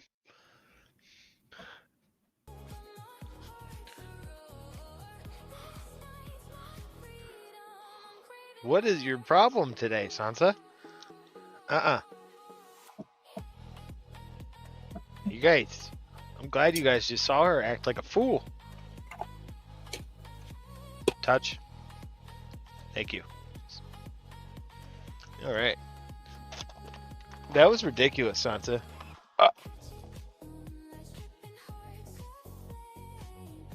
Misbehavior, girl. All right, everybody.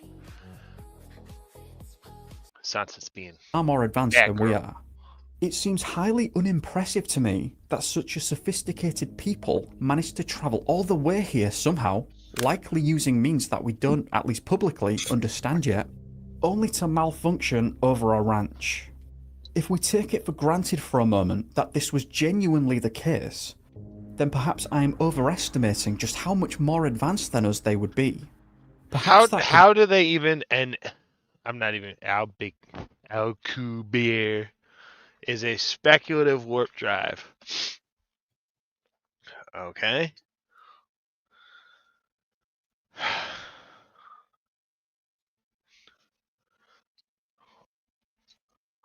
So why doesn't someone try and make it? I think they probably are. They probably are. I like how they said speculative. Nah, they got it. They got it. They have all this stuff. That whoever found us and came here aren't millions. We couldn't really see her, so it's your word. Yeah, but you saw the faces hop up here at least. I know it because You I didn't saw. see her do anything bad though. No, at least, but you saw them she's a hop good up girl. here. And I know it because I saw your blurry faces on here, so knowing, yeah, you're lucky. You're lucky they didn't see you. Doesn't matter. Dogs don't lie. Millions of years ahead of us, but rather only Oh, hundreds. well, or hold more. on. Dogs are all angels. This is Fibonacci Mitzi. That's No. all she does is Nope. do the Fibonacci pose and Nope. go around and do the little squat for the pee-pee and not pee-pee for the treat. Hey, one little drop still counts as a pee-pee. I love how it looks like But she she's doesn't. wearing She like a, goes and just nothing. like when you hold Take just it. her face up like that, it looks like she has like a Morticia Adams wig on. Like she's wearing a black wig with the little widow's peak. Right. Mitzi, you stay in front of the camera and be a good girl. And look, everybody will look at you instead. While this is an important point overall, I feel, there is actually not much you can really do with it as it's all very speculative. In any case, the story about the disc was very swiftly scrubbed over, and the majority of people accepted that it was a case of misidentification. Why would the Air Force even put out that story to begin with? That's my whole thing. Well, because that only one guy was. retract it? Because that one guy was trying to do the right thing, and then, Jim Bob and Fucking Jim Bob. Every time. What Jim Bob? Are we talking about the Jim Bob that Todd worships, or? Wait, were you Huh? AFK for our Jim Bob spiel? I think so. Fuck!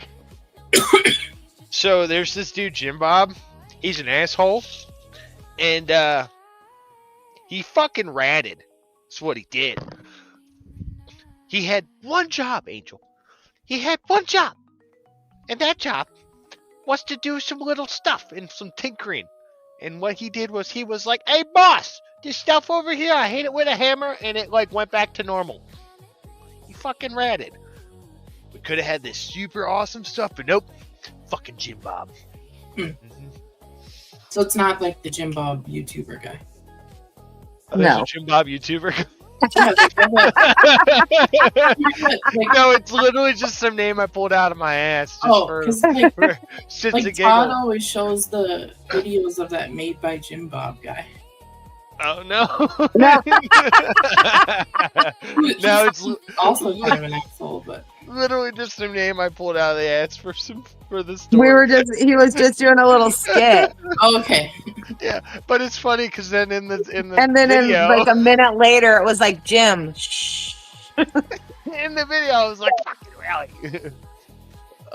Yep, Jim Bob fucked up, and now nobody knows what happened. He ruined everything. Golly. Vacation, and it was just a balloon of some sort. Whether the type to monitor weather, or something a little more important than that.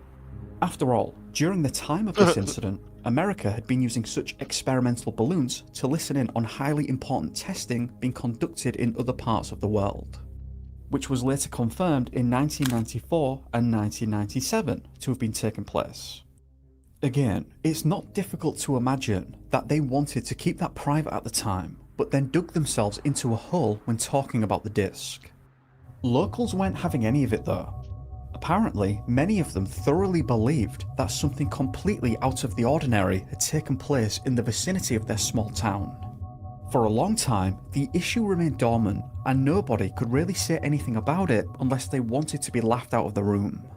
At least, that was the case until 1968, when Dr. Bob Wood, a very distinguished aerospace engineer, became involved in a study for McDonnell Douglas. He was given a large budget to work with to try to determine if there was anything to this. Not so much to Roswell in particular, but the entire subject of seeing these weird things in the sky. They wanted to know if something unusual truly was happening or not. Dr. Wood recruited Stanton T. Friedman, a nuclear physicist, and they worked on this for a number of years. Together, they concluded that there really was something, at least to some of these reports, of unusual things and ships in the skies. So you gonna tell us what you did? Did you hire like 50 people and just go camp out for 4 years and just record everything? Because that'd be what I would do. Get all this money from the government. That's shit. Just put a whole bunch of people out there in the desert for however long and just record everything. Did Jim Bob could take it back to Uranus? Probably. That's why we haven't seen him. Uranus. It's Uranus. How dare you? You ruined his joke because you didn't pronounce it right. Yeah, how dare you? This is supposed to be an educational stream. We don't talk about that foul language here. Oh, just assumed because you and your fat life girlfriend are up here.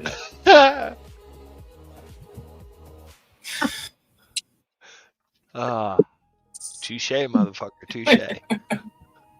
The weed's kicking in. Sorry.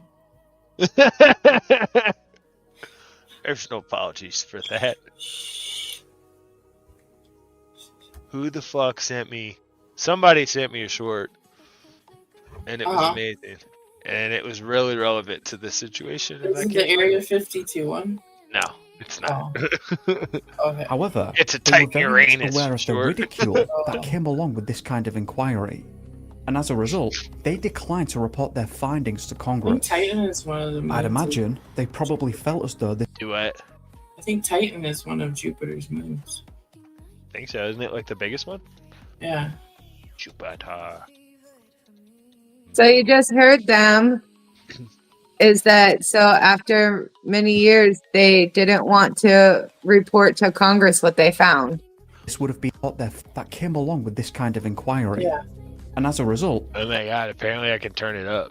they declined to report their findings to Congress. I'd imagine they probably felt as though this would have been the end of their career and the end of being taken seriously. Interestingly enough, Friedman did not learn about the Roswell incident up until 1978, when he'd first met Bill Allen, a television producer. It just so happened that after striking up a conversation about the topic in general, Bill revealed that he knew Jesse Marcel personally, then told him all about Roswell and put the two of them in contact. Stanton met with Jesse, who was now more open to discussing the incident. Jesse said, "We found a piece of metal about 1.5 feet to 2 feet wide and about 3 feet long. It felt like you had nothing in your hands. It wasn't any thicker than tinfoil. But the thing about it that got me is, you couldn't even bend it. You couldn't dent it. Even with a sledgehammer, it would bounce off it. So I knew that I had never seen anything like that before. As of now, I don't know what it was." They took pictures, of course. They had a whole flock of microphones there. They wanted some comments from me, but I wasn't at liberty to do that. So all I could do was keep my mouth shut. General Ramey is the one who discussed or told the newspapers what it was and to forget about it. It was nothing more than a weather observation balloon. We both knew differently. That again. Whoa.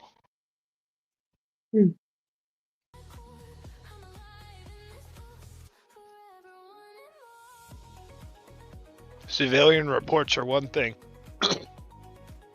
but a military officer's report like that? Huh. And then it gets completely scrubbed?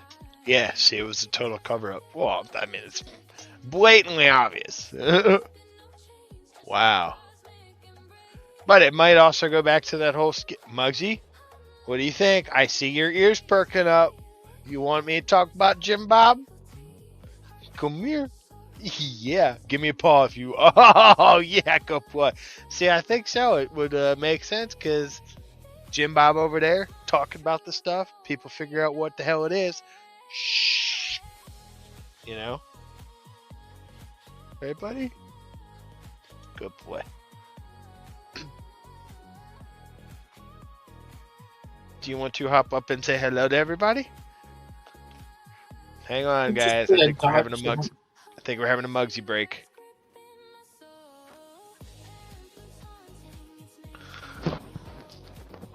Oh, Mugsy break.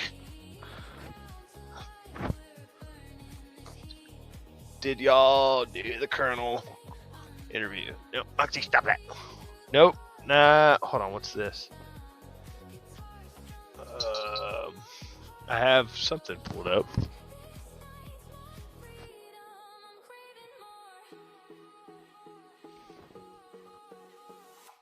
And is incredibly interesting. And if absolutely the way as described, it certainly doesn't sound like it was any kind of metal publicly known about. In fact, that sounds very much like highly advanced metallurgy rather than being a part of some balloon. At that time back in 1947, Jesse was charged with bringing the found material back to the airfield. Before he did this, however, first he stopped off at home. He brought some of the pieces inside to show his wife and son, Jesse Jr. Jesse Jr. later said that they brought the material into the house and proceeded to lay it out on the kitchen floor to see if they could piece it together. That's when the pair of them noticed something odd. According to Jesse Jr., they saw what they thought was unusual writing, or symbols rather, written across some of the pieces. Ooh. Colonel Thomas DeBois also stated across multiple interviews that what had been recovered was not a balloon of any description, and said that he personally had been right next to the recovered materials. Beyond this, there were also rumours of biologics being recovered from the site also. Glenn Dennis was a local mortician contracted with the airfield, and during this time they had reportedly asked him for small hermetically sealed caskets. He also said that they were looking for knowledge as to how to properly preserve such a thing, but they would not tell him any specifics. As far as I can tell though, Glenn's entire piece in this whole ordeal has a lot of problems. I'm not sure if we've just ended up playing a large game of telephone with this one, but apparently Glenn had said that a nurse at the airfield had shown him things that she wasn't supposed to, evidence of the supposed biologics, and was then subsequently dealt with and disposed of. But this doesn't appear to have happened, so who knows what was going on with Glenn and the things he had to say. There are some other issues too that I've seen highlighted. It has been said that Major Jesse Marcel liked to exaggerate quite a lot, although I didn't really come across any concrete examples of this, other than a statement made by William Blanchard that stated that his only known weakness is an inclination to magnify problems he is contracted with. I can see how one might conclude that meant that he liked to over-exaggerate. That he's confronted with. Huh. His only known weakness is an inclination to magnify problems he is confronted with. He said contracted with. Right. They misread that. Unlikely that Blanchard was referring to Marcel's conclusions or work product, which received high ratings. Contracted with. I can see how one might conclude that meant that he liked to over-exaggerate things. I could also see that with more of a professional meaning, in the sense that he might have been too much of a perfectionist. It also seems that he and Jesse Jr. may have been mistaken about the writing or symbols they spoke about on the pieces of recovered material. His father had shown him flying saucer debris recovered from the Roswell crash site, including, quote, a small beam with purple-hued hieroglyphics on it. However, the symbols described as alien hieroglyphics matched the symbols on the adhesive tape that Project Mogul sourced from a New York toy manufacturer. Did they provide us any of that? Though in all fairness, this has been heavily disputed by both sides. Anyway, the main point being fucking angel here is that there is a lot to be dubious about and to question. In some reports, I have seen it stated that this supposed disc was found on Mac's ranch, and without much of a choice, he'd stored it there. But this doesn't appear to be the case. Outside of the debris that he found, it's unlikely that Mac would have seen or known about anything else. To clarify, the only thing that was found on Mac's property was the unusual debris. And rather, this disc, or whatever it actually was, if it is to be believed, essentially skimmed that spot on his ranch and skipped to another location entirely where it was supposedly found. This second location is said to have been around 40 miles to the southeast of Mac's ranch. Supposedly, a firefighter responded to the scene where That's pretty far if it just bounced and went another 40 miles. That's pretty fucking far. Yeah.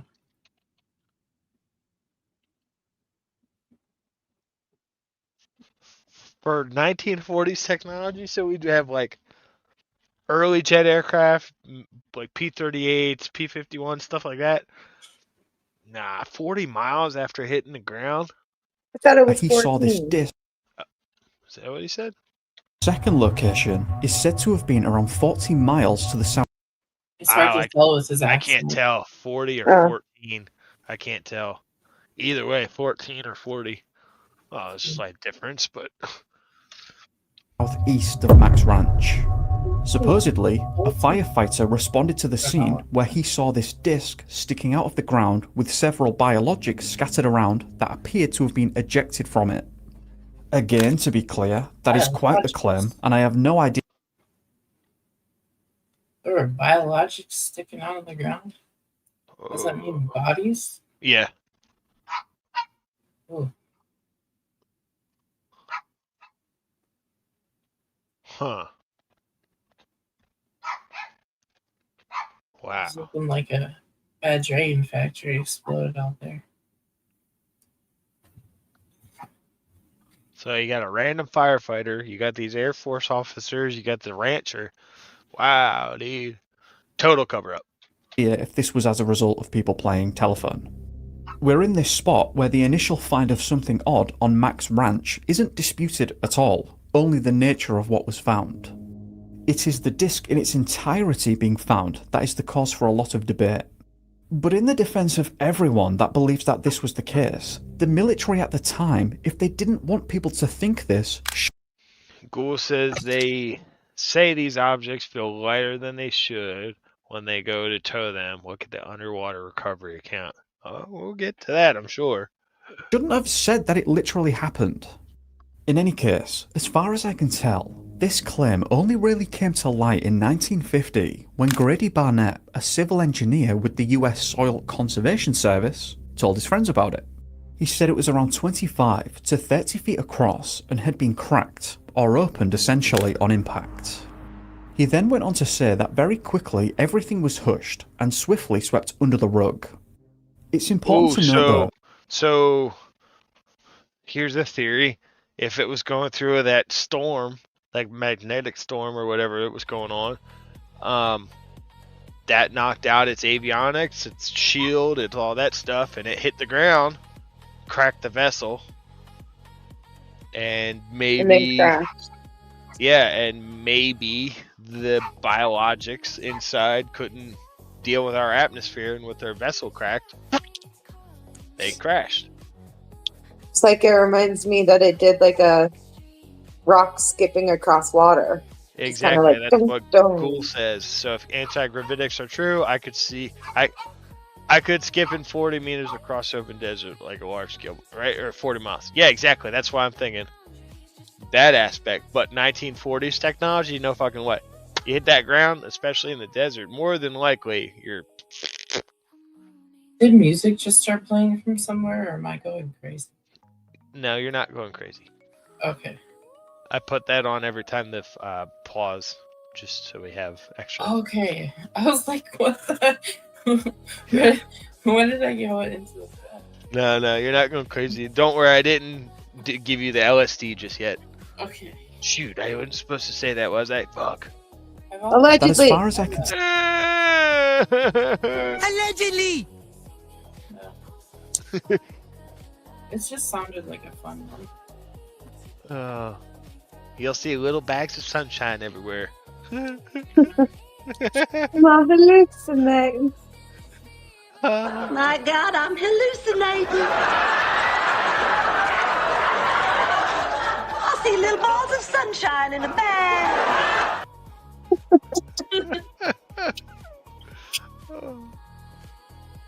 Oh, We gotta do the Tell one every- where she gets maced. oh, you're right. That's the other one. I didn't get that one done yet. They thought I was on angel dust. They wanted to arrest me. Everything Barnett supposedly had to say is just hearsay. Something different. His wife also kept a diary which contained their activities during 1947, and there was no mention of anything of the sort. Another individual by the name of Gerald Anderson came forward in 1990 and essentially said that he saw the thing drop to the ground when he was just 5 in 1947. He said it was silver, sticking out of the ground, and one of the occupants was alive and well walking nearby. Again though, this account What is did it full look of like? inconsistencies and reliability issues. He reportedly admitted to lying on a document in relation to his account. Though based on what I've read, it does appear that he may have passed a polygraph test about the whole ordeal, if that means anything to you. The point being, again, as said, there is a lot to be dubious about here. It is odd to me that people would just make things up like this, but it's a real thing some people do to make themselves seem more interesting to others. To be clear, I'm not directly accusing any one person of anything To be clear. That's a good one. like that here, but it's To be clear. We can make our I own. mean, people making stuff up to be relevant. Ah, God, the audacity. Mm-hmm.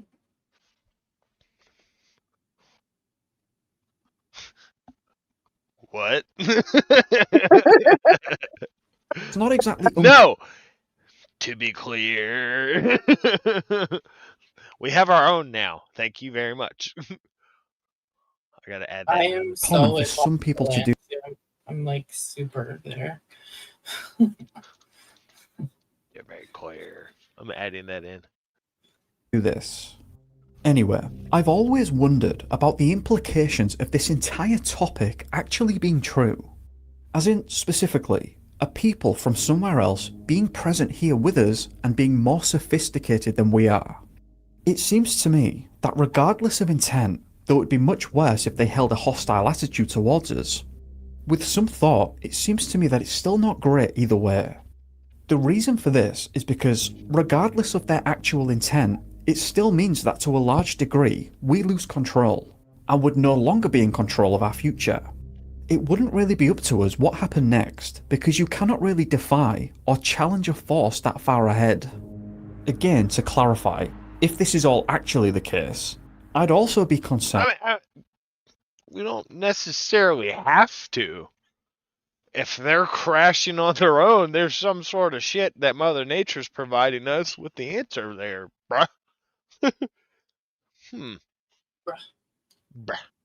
And with the way in which we've been presenting Hi, ourselves, Muggsy. from their potential. Muggsy, you want to talk about aliens? Want to talk about aliens? You do? What do you have to say? Nothing?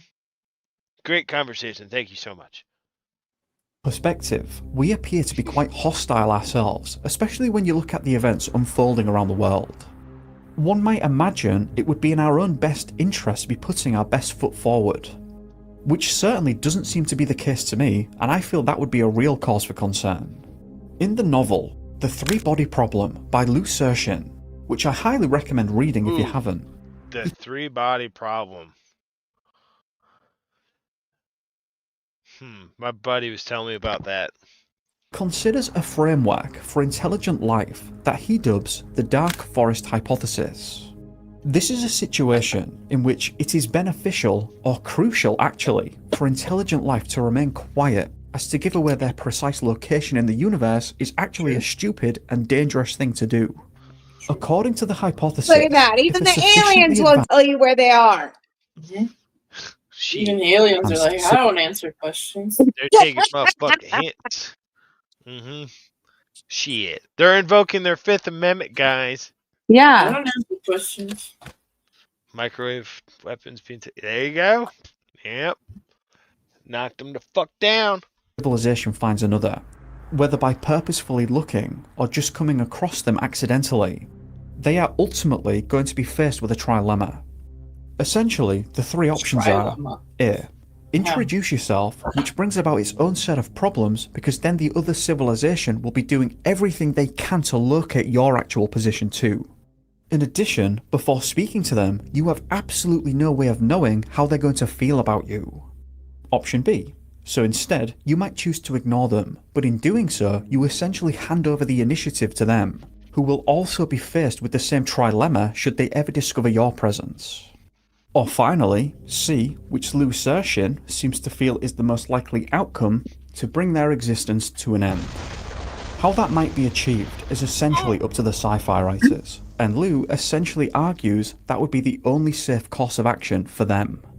After thinking about it though, there may be one other option that is quite circumstantial.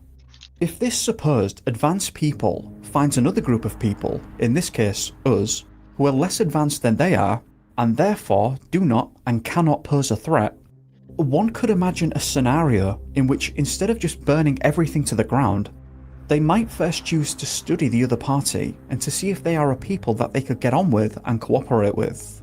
Morals and Ooh, what if that's what they're doing right now, guys?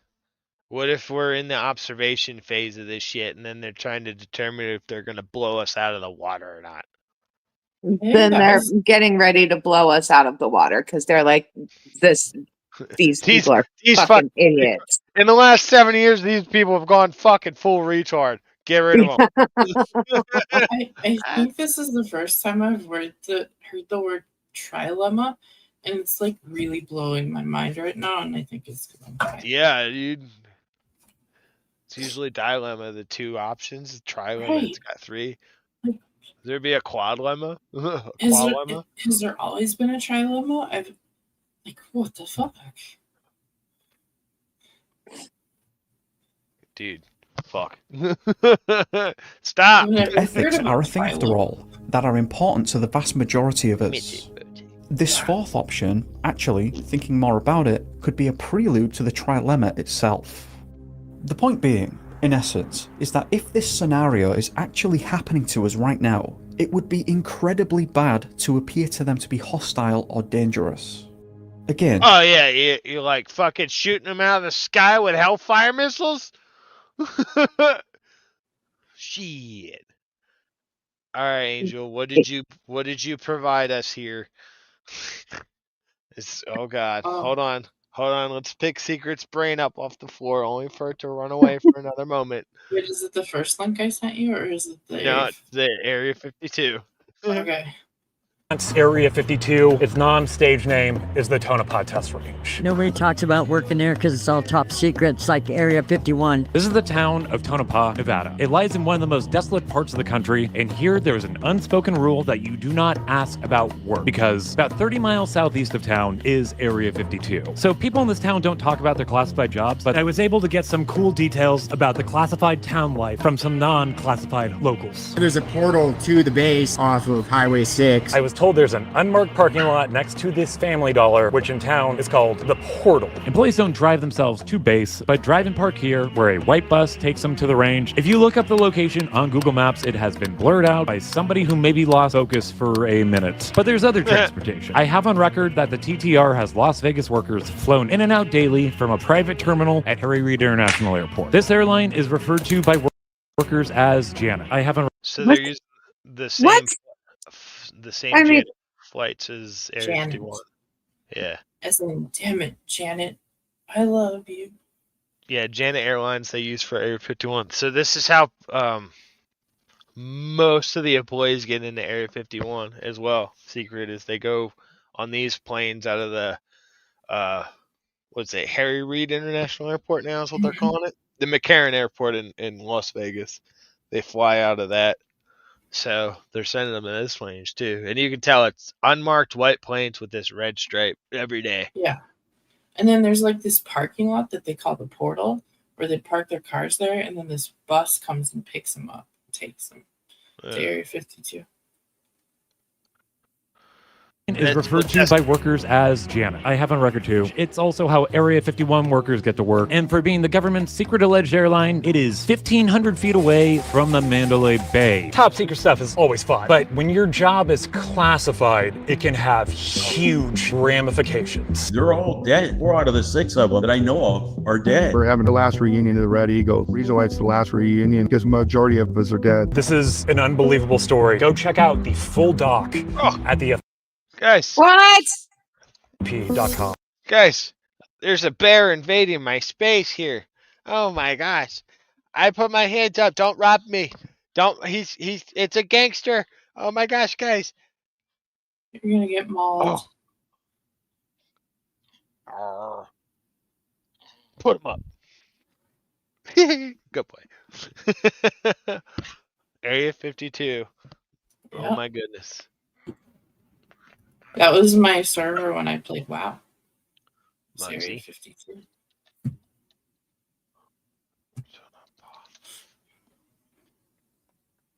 Good boy. What? Inconceivable what the government knew before you ever went there. We were trained to keep our mouth shut. Our eyes would leak blood and blood would come out of our ears. I looked at things that radiation would do. You're watching your friends die off. We've been blacked out of the records, so we don't exist. This is a town with a secret. Here, people won't talk about where they work. They can't. Here in central Nevada is one of the most top secret, classified military testing facilities in the United States. This test range, associated with Area 51, is known as, and I kid you not, Area 52. Welcome to These are just the ones people know about. Yeah. Because Area 51 has gained so much. The government basically just wrote off Area 51, and that's why they put it in Independence Day and all the pop culture They movies. fed the workers like drugs so that they would forget about it and sound like crazy people afterwards. Yeah. But they use Area 51 as their like go-to scapegoat because it's so well known, right? Which Hi, Spartan. they then sent all their other like main projects off to all these other black sites. So you don't know. Los Alamos was super secret back in the day. Now there's like 50 gates right on. Exactly. So yeah, exactly. And more than likely, Area 51 will probably be that way over time. Because look, it used to be you could only fly in. Now there's fucking 3 or 4 gates. Like there's 2 for sure main gates that people go to all the time, plus the 2 side gates. Spartan. That's more that I've seen. Damn right. If you think about it, what is Los Alamos in English? The Alamo. Then you have to remember the Alamo. Touche. Why do you Well think played. they said remember the Alamo? Well played. It's Los Alamos. Hydration break. Yeah, Wait. I need water. Hot mouth.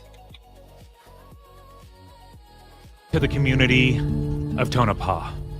In one of the most desolate corners of this country is Tonopah. Population around 2,000. It's an old, turn-of-the-century silver mining town. In the region, there are still wild burros and mustangs that roam, living remnants of the Wild West and Spanish era. The biggest draw to town is this viral clown. There it is, Tim. That's what Tim wanted me to Google. Yeah. Welcome to the world famous clown motel.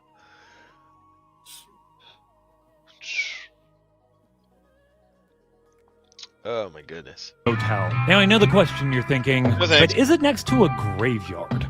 In Tonopah, folks know there are people in town that you do not ask about their job, but they wouldn't tell you anyway. They work at the Tonopah Test Range, also known. Yep. Yep. That's why I pulled it up. We need to know. We need to know. As Area 52. Yeah, the test site, nobody talks about working there because it's all top secret. It's like Area 51. You know, you can't talk about working out there. I have no idea what goes on there, and I've lived here my whole life. Went to school with people who work out there now. Like I told you, my father works out there. If you're working out there, you cannot tell people what's going on, period. So lots of people have heard about Area 51, an Air Force base that's focused on experimental aerospace development that has, for decades, aroused conspiracy theorists. Area 51 is a part of a massive military operations area called the Nellis Air Force Base Complex. It's over twice the size of Delaware and contains other classified sites like the Nevada National Security Site. Also located in that complex is Area 52, which focuses on weapons development and testing. So Area 52 is used both by the Department of Defense and the Department of Energy. Remember this? And in World of Warcraft, Area 52 is where all the goblins do all of their, like, inventing of all the cool goblin engineering shit. Yep. Fucking mimicking real life here. Yep. For later, same place, DOD, DOE. And you're probably like, Department of Energy and Weapons? What weapons? A lot of Nuclear weapons. More than 900 nuclear tests were conducted in the complex, starting in the 50s up until 1992. And Oh, that's right. The Tonopah test range is the nuke range. That's right. Yeah. Yep. Watch if we go. G2 and I did a show about this not too long back, I think. Yeah. Watch if we go on the map, we should be able to see some craters. Oh, yeah, that's fucking. I'll have to pull up Copernicus. I'll pull up Copernicus instead. Where are we? There we go. Jesus Christ, on Google Earth, you can see a lot of craters, like a lot of craters. Thanks. He just did it for me. Yeah, look at that shit. Wow. He's like, let me Google And that. just to cap off the federal executive department talk, the DOE develops, builds, and maintains our nuclear arsenal, where the DOD is in charge of deploying our nuclear arsenal. And because we're dealing with nukes and secret weapons, the public obviously can't go there, which I will find out. And I actually got guns pulled on me for being right at the gate, because I had a shotgun on me, and we were shooting bunny rabbits out there. A bunch of army people came. Fuck it. You dick! You fucking dickhead! Here is actually the last footage I have of me driving up to the Tonopah test range entrance, where I politely asked if I could film the entrance to a guard, and he told me to get the fuck out right away. Jesus Christ, my heart is pumping. Holy fuck. Why didn't you When I just reached out to film it, Sandia you National fucking Laboratories, retard? who runs the Tonopah test range, and asked how many seriously, people people's worked at the range, I was meta-glasses, so they never even know. Although they probably have like some kind of blocking technology that prevents you from recording, you know? Let's go out there and find They out, probably guys. got like electromagnets and stuff that instantly erase anything you film. Probably. Probably.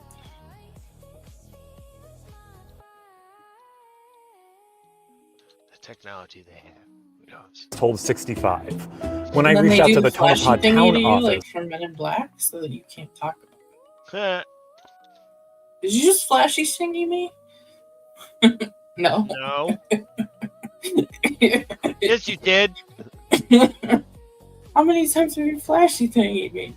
You're gonna give me brain cancer or something. No. You'll be alright. and asked how many people worked at the range. I was told 120. It's complicated, this stuff is classified, and I didn't confirm how many people actually did work there. But you're about to find out, when you do work a classified job, it can have huge repercussions. The moment that you figured out that there was something wrong with work, we were having a reunion at my house. There was 7 other guys and myself that were sitting in my backyard, and we're having conversations. And mind you, these people that are in my backyard, I have not seen since 1987. And this is 2014, 2015 time frame. So we're sitting there talking, and one of the guys asked the question, does anybody have a tumor? Uh-oh. And I spoke up right away because I do have tumors. And I have, 20 plus tumors probably. 6 guys out of the 8 sitting there had tumors. A 7th guy goes, I don't have any tumors, but my son was born with a tumor. I started calling up 6 guys that I work with every single day. I asked them, I got bladder issues. I got interstitial cystitis I've been diagnosed with. Interstitial cystitis is a rare disease in men. It mainly affects women. Yet here within my optics, 4 out of 6 of us had it. So as we're sitting there talking, what other health issues? And one of the things that came up was miscarriages, that our wives were having miscarriages. Well, my wife had 3 miscarriages. Dave Crete and Mark Eli are both Air Force veterans who previously worked at the Tonopah Test Range. These two and the following interviewees had to sign NDAs when they first joined these classified positions. The Air Force has confirmed to the Free Press that Dave and Mark... These are people who with actual NDAs, Ryder. There's a difference. Mm-hmm. These are like NDAs that come with a kill switch. Yep, they pressed the off button. But they won't say where. The type of tumor David been afflicted with, lipoma, affects a reported 2.1 out of every 1,000 people a year. 75% of the 8 former co-workers in Dave Crete's backyard had lipomas. Dave also has a child affected by health issues. His son was diagnosed with neurofibromatosis at 18 months old, a condition that causes tumors to grow in the nervous system. Neurofibromatosis is a genetic disease, but when Dave took a genetic test, he tested negative for the mutation. Both Mark and Dave have had severe health issues. They claim their co-workers have had health issues and many have died. Many of our wing commanders from up there, the colonels, they're all dead. 4 out of the 6 of them that I know of are dead. We're having a reunion, the last reunion of the Red Eagles. And the last reason why it's the last reunion is because we were, majority of us, 81% of us are dead. For these two and thousands of others that worked at the base, trying to get VA health care or benefits for conditions connected to working at this test site or radiation they might have been exposed to there has proven difficult or impossible because they're good fucking luck, because they're all in classified programs, probably like super high TSSCI shits. They go to the VI. Can't help you. jobs are classified. They can't prove where they worked. Before I retired from the military, I ended up in the hospital for about 5 months. It turned out I was running a half marathon. I collapsed. And when they brought me to the hospital, they found a large sarcoma that had grew inside me. I spent He was a doctor. 5 months on a feeding tube, supposed to die. So, apologize. This is tough. What's hard is when I reconnected with, I need 1 second to pull together. When I reconnected with my brother and sisters who worked there, it wasn't so rare, right? It wasn't just me. There was quite a few of us who suffered these rare sarcomas. And then it clicked. The incidence in the population of my brothers and sisters back in Tonopah is a lot higher than what it should be, indicating that there is a cohort group of us there that did suffer some serious impacts. In Tonopah, I was told by a local that the town post office, there are always flyers advertising claim specialists for people who town post office. There are always flyers. You don't see many of these old post offices. Wow. Did he film Poster 7? No, so this is how my old post office in Delaware looks. Just this old design still, the lobby and everything. So it took me a minute to reference. It took me a minute to unmute, but it went over. Wow, I like these old. There's advertising claim specialists for people. No Poster 7, but there's this. I wonder if Glenn Serio ever went there. People who potentially fell ill being exposed to radiation. Making the causal link between exposure to radiation and illness is very, very difficult, and these men became sick more than a decade after working at the TTR. It's a gray area both legally and medically, and if you... Sorry, real song. That's what he claimed caused the fight. It wasn't about nukes. Yeah. Oh my god. Did you eat all your He food? said nukes weren't real and he got beat up. What are you guys talking about? Oh. He thinks that that's why the fight started around the bonfire. Oh, yeah, definitely not. It wasn't about nukes. Nukes weren't real. Talk to these men, they all have different theories about what aspect of working on the site made them sick. But just for 1 second, let's go back to those over 900 nuclear tests done at the Nevada test site and surrounding. Golly. 900? Just look at all those fucking craters. Oh my god. Yeah, there's definitely no reason why the aliens are pissed at us or inquisitive on what the fuck we're doing. 900 just here at this one site. Why they haven't destroyed us is because we're so dumb. Golly. Plus, You know what? We're like their little fishies in a fishbowl. we have to be at this point. They're so What entertained got by their us. attention? Like, we started fucking popping these things off. Like, okay, we did one, and then what? How long? What was the time period between Hiroshima, Nagasaki? Hold on. I think we're all So, being the 6th and 9th. So on the 6th they did Hiroshima. On the 9th they did Nagasaki. Yeah. So, and then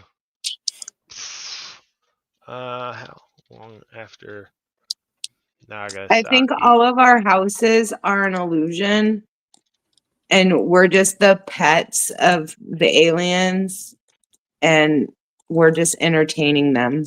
Yeah, we're their sitcom. Yeah. They watch us like we watch Friends. Yeah.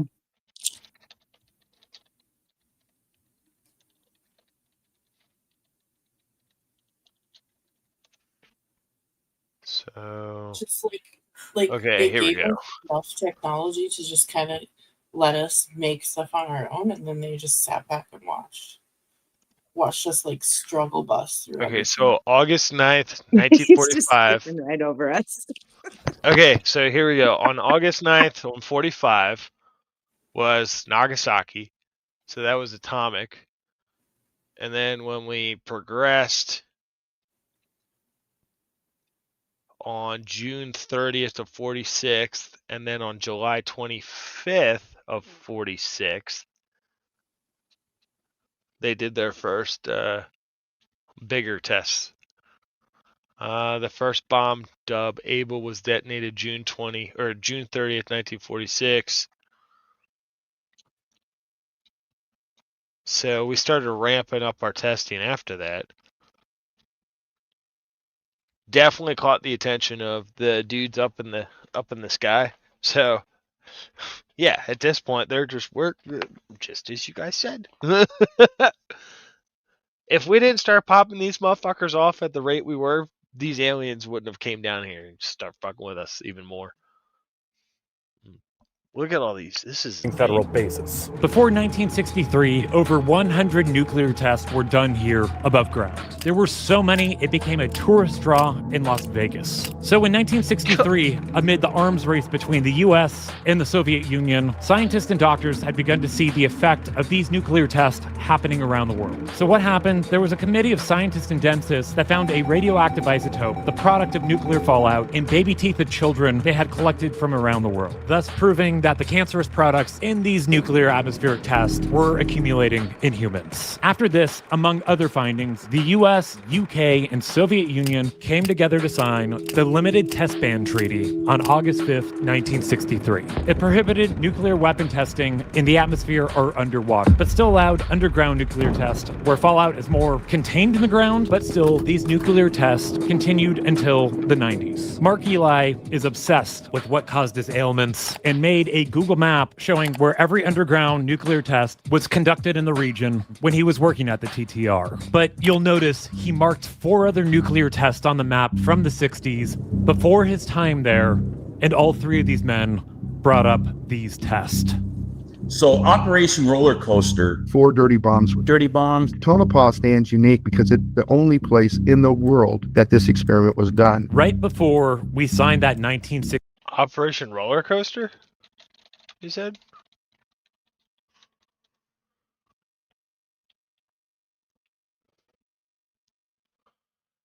Operation Roller Coaster was a series of 4 nuclear tests conducted jointly by the United States and the UK in '63. The tests did not involve the detonation of any nuclear weapons. Instead, their purpose was... Oh, fuck out of here. Their purpose was to evaluate the distribution of radioactive particles in a dirty bomb scenario. Oh my god.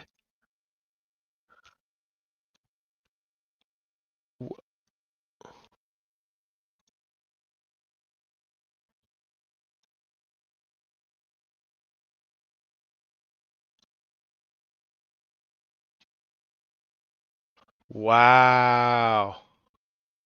What the fuck, dude? 63 nuclear treaty, the US and the UK performed 4 unique nuclear tests at the Tonopah test range, known as Operation Roller Coaster. We set off 4 dirty bombs. A dirty bomb is where you take radioactive material and you combine it with like conventional explosives, say like dynamite. There's no fission or fusion, but that plutonium is blown into microscopic radioactive dust that coats everything in its radius. The half-life of plutonium-239 used in these tests is 24,000 years. Every microscopic ballooning radioactive particle from those blasts will still be out there for thousands and thousands of years. If you look at the declassified 1963 report on the operation, they measured plutonium in the air and ground over an area from 9 to 70 square miles. Oh my god! Well, no wonder these fucking people are getting sick. Yeah. What the fuck? Where's Erin Brockovich when you need her? Aaron Brockovich ain't got shit on this. Oh! Ew! Dude! What the fuck? Dude, seriously. What the fuck? I didn't know they dirty bombed us. And other men say they worked. The closest dirty bomb went off only 4.5 miles away. The reports I've read back in the 70s show that a lot of that material was... So the fucking federal government can do 4 dirty bombs on us, and then we drop a fucking can of oil on us, and no, God forbid you go to federal prison for 100 years. Like, what the fuck? thought to have been, settled out into the ground. The report Michael is referring to here is a now declassified environmental report from 1975 that says these areas are well fenced and there's no indication of migration of this surface contamination outside the fence, let alone outside the range. But as you can imagine, when you come out... Alright, so let's put chain link fences around, but the soil doesn't just blow through the fences. And we're supposed to believe them? out and you start building bases, flying airplanes, and driving machinery across desert, you're going to stir it up. You're going to break up, and you're going to start releasing that airborne contamination back into the air. Over 450 of those that served out there are already dead, and the average age of death is 65. Google said they didn't understand life terms of radioactive materials. Yep. Spartan said, are any of them X-Men? Totally. Holy shit. Where do you think adamantium comes from? Watching your friends die off or be horribly sick, and it's inconceivable now to learn what the government knew before you ever went there. That probably pisses me off more than anything else. I was one of the medical officers in charge of taking care of the folks at these locations, and they never told me. Fuck. You're right. I retract my statements. I was fucking wrong. chain link fences are clearly the best face masks for biological and microscopic materials of radiological shit. I don't know what I'm saying. That they were monitoring, that the place was contaminated. And to find out now is just as hard. Because if I had known, we could have took action. We could have done something different. We could have done more monitoring inside. We could have done more personnel protection. In 1998, the Department of Energy tried cleaning up one of these sites and was only partially successful because some of the soil was still too highly contaminated to be sorted out. Remember those wild mustangs? According to Mark, when they fenced off the Tonopah test range, they also... Dude. It's getting worse and worse. trapped all the larger wildlife in. From time to time, they would use a helicopter to go out and round up the horses suffering from the effects of chemicals and radiation and shoot them. In another event in which the cause of death was never revealed, a worker pulled up to a pond that was surrounded by an entire group of dead horses. And the crazy thing is, after all these stories you have heard, people still work at these sites. And if you're wondering how that's possible, let's go back to that 1975 declassified environmental assessment of the Tonopah test range. It states... You want to know why that's possible? Money. They're getting paid a shit. They get a nice fucking... I guarantee you they got a nice fucking GS level. They're getting some extra shit. Mm-hmm. Like, they've got a life insurance curious. policy that's just ridiculous. Mm-hmm.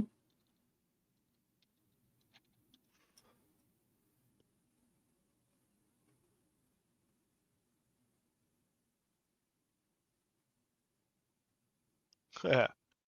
Well, one example for Tonopah test range air traffic controller is a GS-12.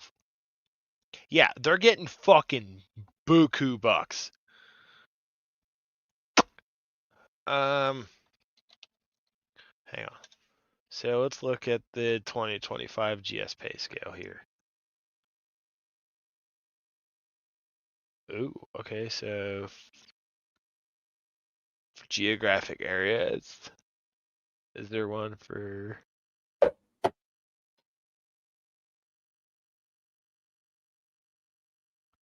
No. Let's just do Las Vegas, because that'd probably be the closest area, right? Henderson. Yeah.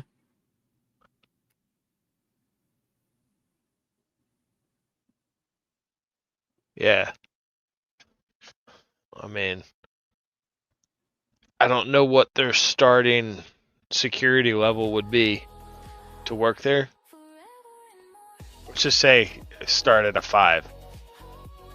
I mean, you're getting 40 to 50 grand a year. Right there, just for your base pay. And then the air traffic controller is getting upwards of 100 grand a year. Yeah. So plus all the benefits, all the real pay is in the benefits for the government work.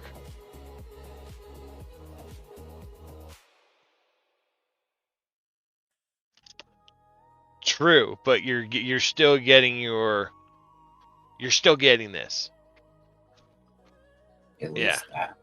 At least that. So you're still getting to work on these sites. You have to hold a GS clearance. So you're still getting you're getting paid from the federal government. You're getting paid from the contract. You're getting all your insurance, all your benefits. Yeah, it all adds up. It all adds up. That discontinuing the work done at the range would be... So fuck that, yeah, fuck my health. Shit, I'll go fucking work there. Fuck all you guys on YouTube. You ain't gonna see me for 20 years. I'll go work there and get 20 tumors out of that shit and bank a shit ton of money. Against the national... TSSCI, science, all this shit. All this shit. Interest. And conclusion, because the cost benefit... Like, yo, sign me up. I'll go work out there, shit. The environmental costs inherent in the work are small and reasonable for the benefits received. Every Air Force veteran I talked to, not a single one had been warned about any possible issues with contamination at the base. I've been told people who still work at the base have not been told of any type of environmental contamination. Dave Crete says he knows people who've worked at the range within the last 10 years who've gotten sick. Okay, so I literally told you to remember this earlier. The site is run by the Department of Energy, so people like Dave Crete and Mark Eli, employed by the Department of Defense, were working side by side with employees of the DOE. While the Department of Defense employees have struggled to get compensation, DOE employees working at the exact same place, side by side, are covered by federal legislation. So far, about $25 billion in compensation has been paid out to former and current employees of the Department of Energy for ailments related to radiation and toxic. Yo, that's fucked up. Yo, all you dumb motherfuckers who joined the military literally just got shown right there that you are fucking retards. The people who said, no, I'm going to go work for the federal government, they get helped. And then you got to deal with the VA. Oh my God. This is absolutely amazing. All this shit right there. You guys are nothing but cannon fodder versus the rest of the people in the federal government. This is unbelievable. Yeah, the military is literally just test subjects. Employees of the Department of Energy for ailments related to radiation and toxic exposure. And I've heard some say, well, the Department of Energy. The same motherfuckers who worked there, more than likely, like they already knew. So but then the military, nah, come back to us when you need this, that, and the other. We're gonna study the shit out of you. Yo. Well, they verified that it's contaminated. They're providing benefits for all the civilians that are up there. The Veterans Affairs group doesn't call the Department of Energy for verification. They call the Department of Defense, and the Department of Defense claims ignorance. And the most graphic way I can explain this is that the chow hall, which was run by the Department of Energy that I ate in, the person that cooked my cheeseburger has been covered with medical care and compensated up to $400,000. Dave and Mark can't even get the Department of Defense to mention any single place they've worked to doctors or lawyers. Mark attempted. Dude, this is unfucking believable. Holy shit. What? Hold on.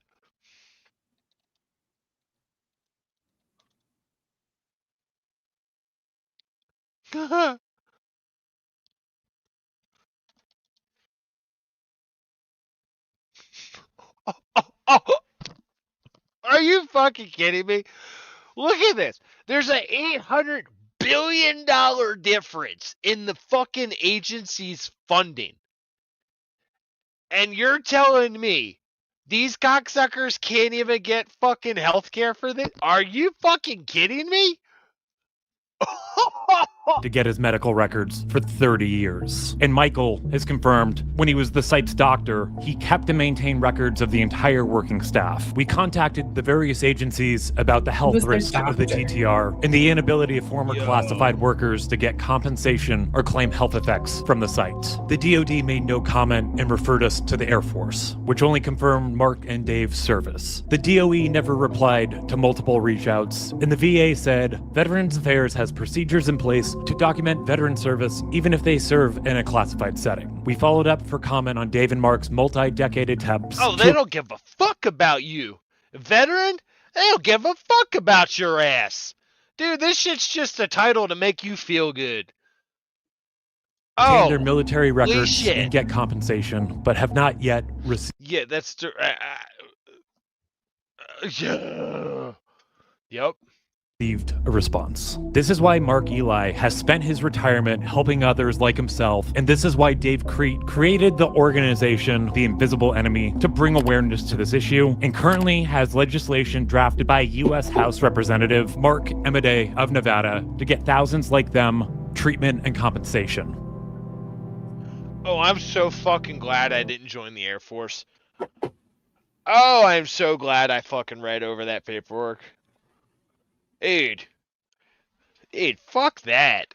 Holy shit. This is the reunion of the 4477th Red Eagles, who were based at the Tonopah Test Range. In circles in the Air Force community, they're legendary. Definitely look them up online. Chatting with these heroes, I did not bring up the issue of illness. While many veterans are dealing with the same problems as Dave and Mark, they feel that the pact of secrecy demanded by classified positions should be upheld for life, no matter what. Since I've been helping people, I've noticed pattern, and there's a certain moment you realize you're the lobster in the water. You know, I've got multiple organ failure, I got stage 3 kidney disease, I got liver disease, I got lung disease. I know I'm a walking time bomb. There's this old saying in the military that you're the point man. You want to do the last thing. You're going out doing something so your life made a difference in the world. We did what we did because our life was not as important as those around us. And I just want to make a difference for the people that I care about. After having spent time with these men, it is very obvious the United States needs a system for former classified employees at some point to access their personal records and get coverage for conditions arising at classified sites. People like Dave, Mark, and Michael claim that the government, knowing the dangers, exposed them to radiation and is continuing to expose workers to this day. They've seen their friends die unjustly, and it's broken a part of them. But now, because of their voices, everyone can now know what is happening at this test site, and this is a story that the DoD needs to answer to. These men, they made a pact to our country, and our country, it never had their back.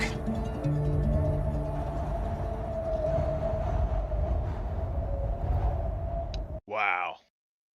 Right? Dude. One of many. They don't give a fuck.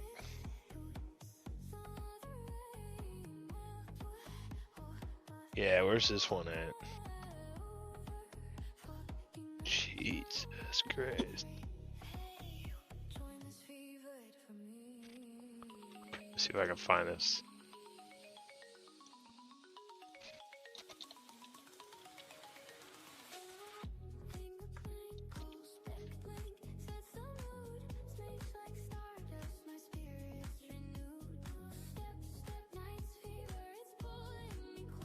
I'm gonna try and look something up really quick.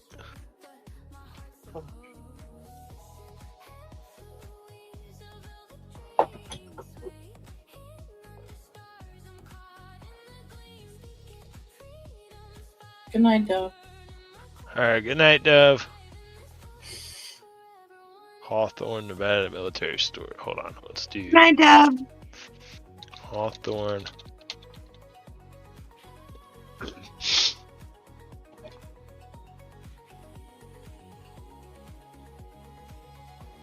Where are we at here?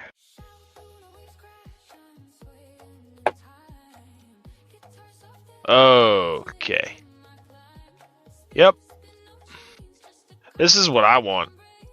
I want some fucking old military bases that have this shit for sale.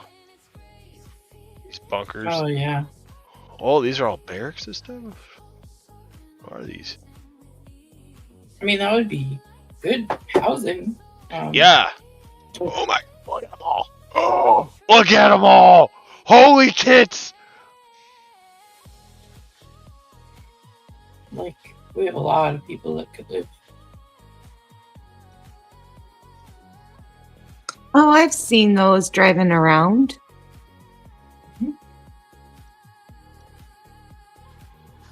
To solve the housing crisis. Look at this thing. Is this one of the towns that just Veteran Memorial Highway? got fucked and just didn't get built? What's going on over here? It's even called Veteran Memorial Highway. Lions Park.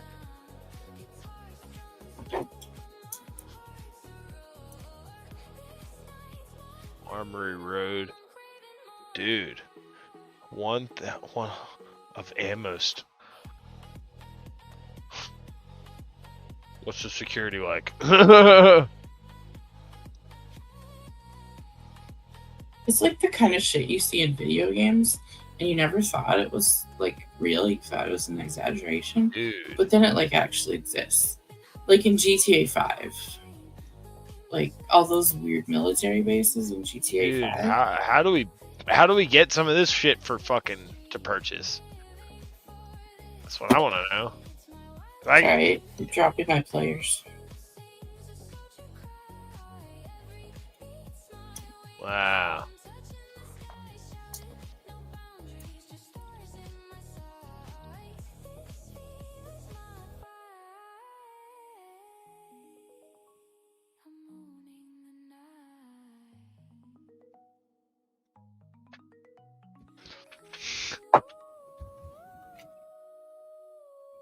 $4 million is on the market in a rural part of Lincoln County. Let's show This it is to what you. we It's need, near everybody. Sprague, Washington, 34 miles west of Spokane, and it has everything you'd want for country living. Wide open spaces, stunning sunsets, and no neighbors for miles. But what makes this property truly special lies buried deep underground. It even has the attention of the USSR during the 60s. Marissa Rio gives us a tour of the Cold War era bunker that's now outfitted for modern living. This property may not look like much from the outside, but inside you're launched into something really special. This property is a missile base from the Cold War. The base went active in 1960 and decommissioned in 64. This is Thomas Continos, and this property was once his father-in-law's. Since his passing, he and his wife have decided to sell it. In 95, he started creating his masterpiece. The property is on 24.5 acres. The main floor includes a shop, room, and bathroom. As Thomas takes me on this walk through history, he shows me the elevator his father-in-law built, connecting the main floor to the underground. There's a game room equipped with a basketball hoop, bedrooms, bathrooms, a library, and more. Again, all constructed by the last owner. Now check this out. This is where the past meets the present. These are the original tunnels built back in the 1950s. When you open this 2-ton door here, you're now on the outside, and this is where crews would enter and leave the quarters. Like a time machine, the tunnels lead you to this. They backed the missile in, hang the missile, and then close that 47-ton door. It's the missile silo with the flame pit still inside. The engines would sit in here, and then they would fire. As Thomas showcases the property, he speaks of his father-in-law's accomplishments with pride. And it took him 30 years to create what he has today, and when he passed, he was still working. So, all right, forget that. Dude, have you ever seen that movie called Blast from the Past? I don't think so. It was Christopher Walken and like Brendan Fraser and Alicia Silverstone.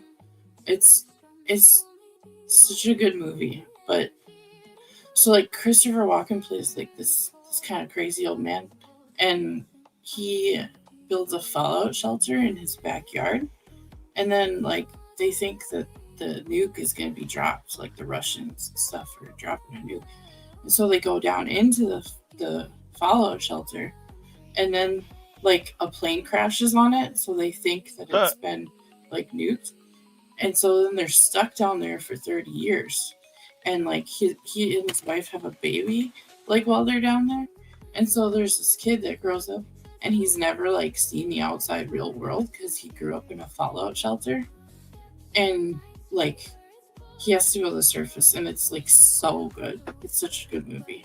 It's so funny. Yeah, I'll have to check it out. Look at this though, guys.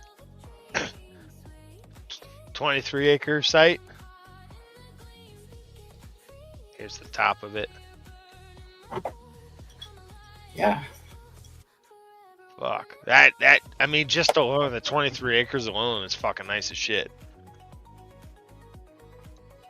Look at that, guys. We could do so much with this, everybody. Look. All we gotta do is crowdfund 700 grand. There's the top of the site. Wow, that's a nice parcel. Come on, guys, that's pretty nice. We can get some little tree farm set up there. Get the dogs going. Oh, it's beautiful. Look at that. All right, now here it is. It obviously needs some work, so we're gonna. It's a group project, guys. Group project. Here you go. Here, check this. You found something? Like, go to that Zillow link and just look at the pictures. Like, you can literally buy it. Well, hang on. I want to show everyone this. Okay. Fuck. I mean, this shows the potential right here with it being raw. Right? I'll just document and report back. Well, yeah. Manual labor is not my forte. No, you can just run the cameras and the stream and all that. Sounds good. All right, now here's the Oh, top that's shop. cute. Hang on. Looks. Oh, that's nice. Yeah, see, so everyone, you don't have to hang out in the shitty basement until it's finished. Yeah. Nice little Quonset hut that's all done up.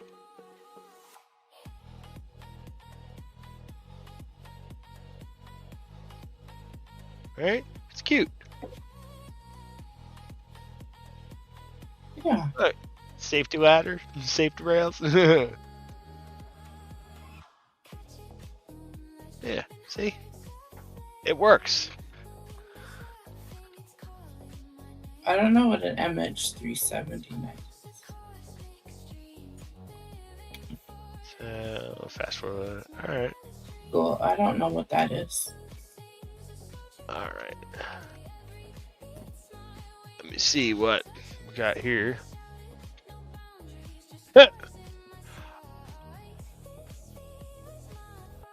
Isn't there a video on this property? There might be. It's literally an old follow-up shelter. Yeah. You're right. It's in Las Vegas. Yeah, I've seen this before. Yeah, for 8 mil. Okay, no thanks. I'd rather do the 700,000. It's 16,000 square feet, 5 bedrooms, 6 bathrooms. Yeah, and half of the house is underground. Fuck that. Literally.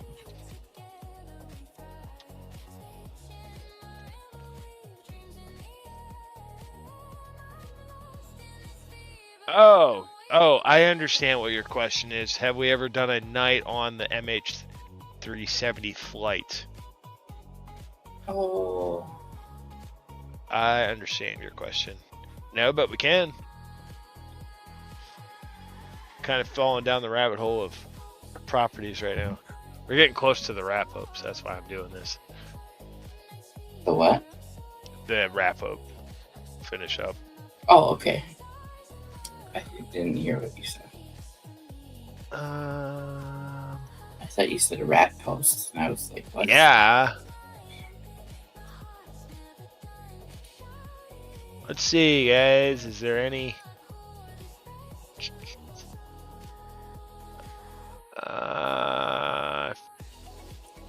forget the damn way to access this. Oh, yeah. Let's look and see what... No, you're good. Dibs on... Oh, you fucking Jonathan. He just called dibs on the basement. God. Basements are always the best. Wow, look at the San Antonio property. Oh, that I didn't want that. I want... That's a big lot.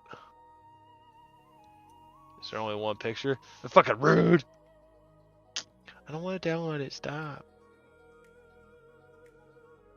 More information. We can get a lighthouse.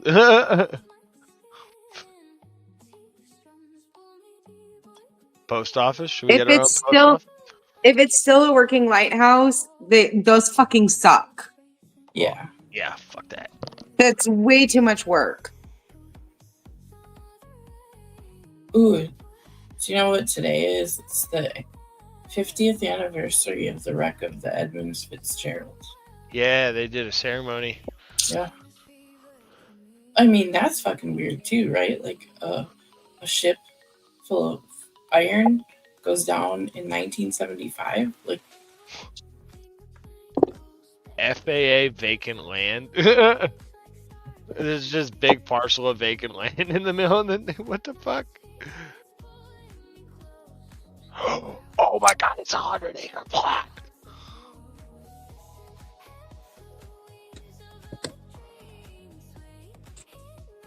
Oh yeah, Wisconsin.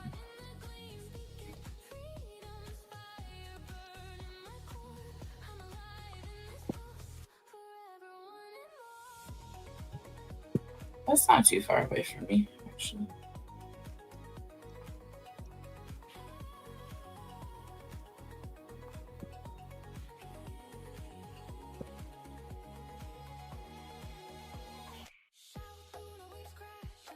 No shit.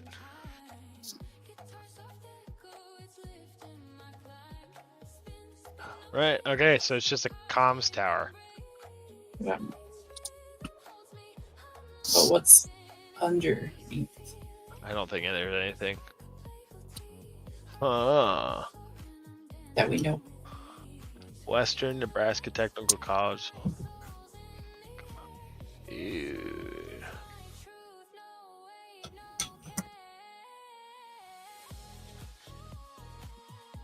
Like, if you ever watched the show Supernatural, Oh they yeah. live in like Good show. the bunker, you know? Mm-hmm.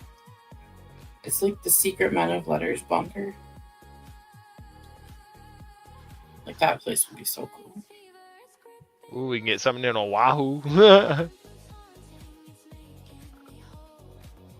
I would totally live in something like that. Alright, there's not much federal property for sale at the moment.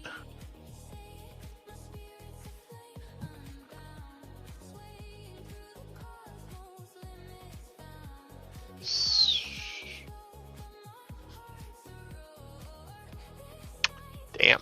Alright.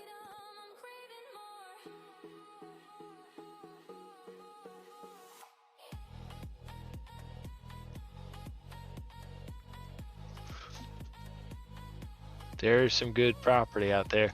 All right, everybody. So I'm just diving down the rabbit hole at this point. All right, that pretty much sums up tonight's show. Doing light little dives down the tunnels. Can't destroy everyone's brain at one time, you know. I don't want to scoop up all the mushes.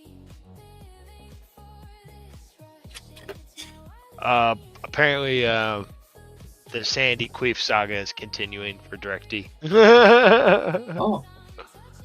Oh, turn it on for a minute. All right, we'll turn it on for a minute. I don't know what that is.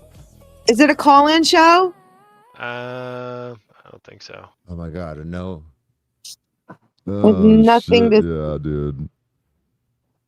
This shit's been going crazy. Going wild. Hey, that's a good point. Anybody that can find it in themselves to respect queef at this point is very suspicious. Ah! Oh yeah. What'd he just say? Hold on. I don't know what this is. He said no, he didn't. He I think he did. called his assistant. Oh, his Killer traveler- Mill is in his chat. Queef at this point. Hey, that's a good point. Anybody that can find it in themselves to respect queef at this point is very suspicious. Don't be Oh suspicious. yeah. Don't be suspicious. Don't be suspicious. Don't be suspicious. Don't be suspicious. Don't be suspicious. Don't be suspicious.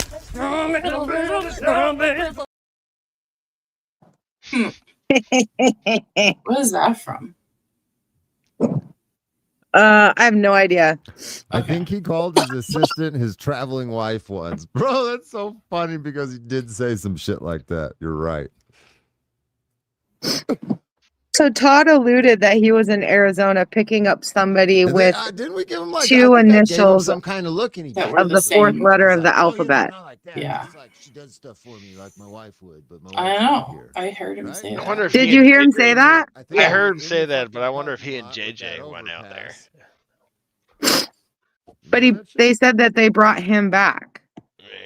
Yeah, I think he went out to Standing pick over up there his smoking mom. But I under don't that know. with the overpass, and then there's the ticket booth, and we were parked right there. Because he's been We saying that they parked were in the looking back. for a house for his mom for a while. Oh yeah, I remember that day because I was fucking sober the whole time.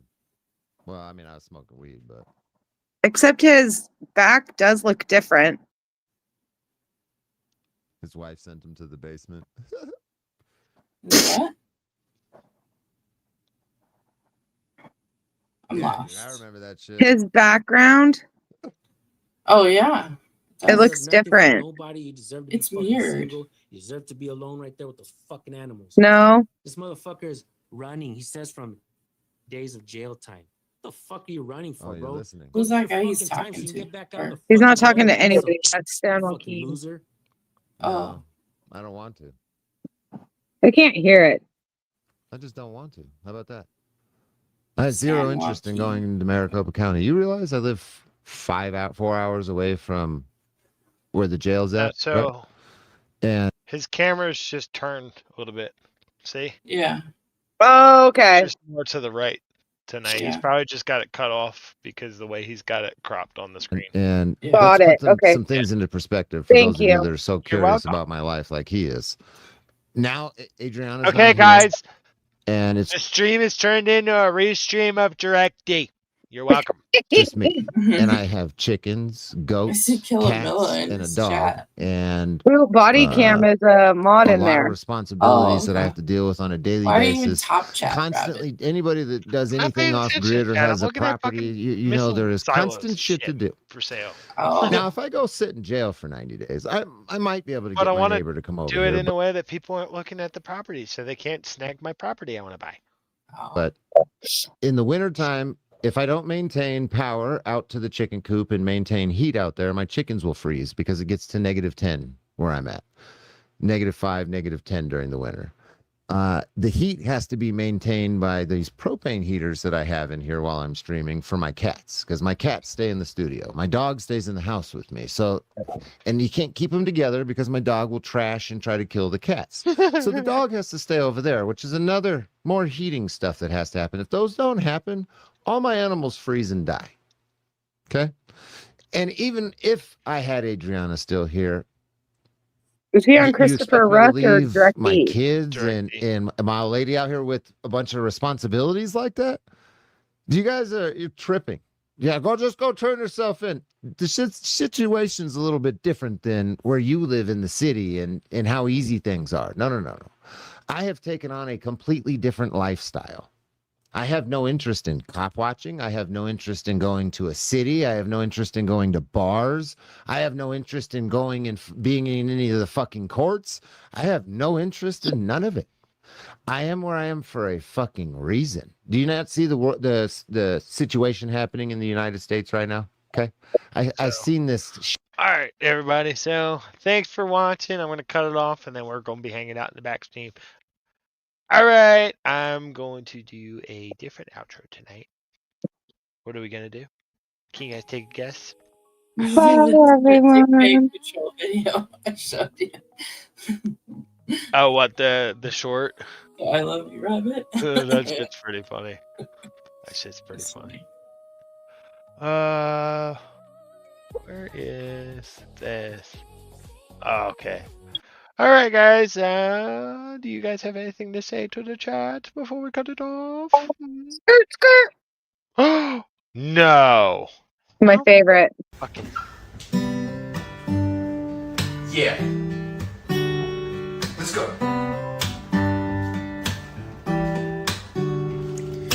You got a fast car. I want to get anywhere. Any place is better. Come on! I messed up the words anyway. Damn it. Fucking ruining shit. Ruining my song. I'm always here to hype all of you up Ruining my song. anytime you need it. Are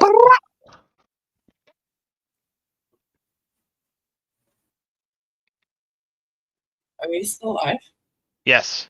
Okay. Yes. Yes. Awesome. Yes. Anything you have to say to the fine people out there? Clearly, because you two are the same person and we're doing some really, really janky stuff doing this at the same time. Someone should give us an Academy Award. So on the count of 3, Angel, say spicy. Okay? Okay. 1, 2, 3, spicy.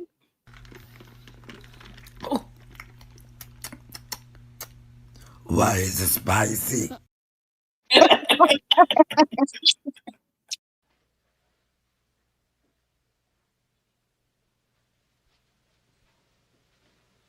You're still here? It's over. Go home.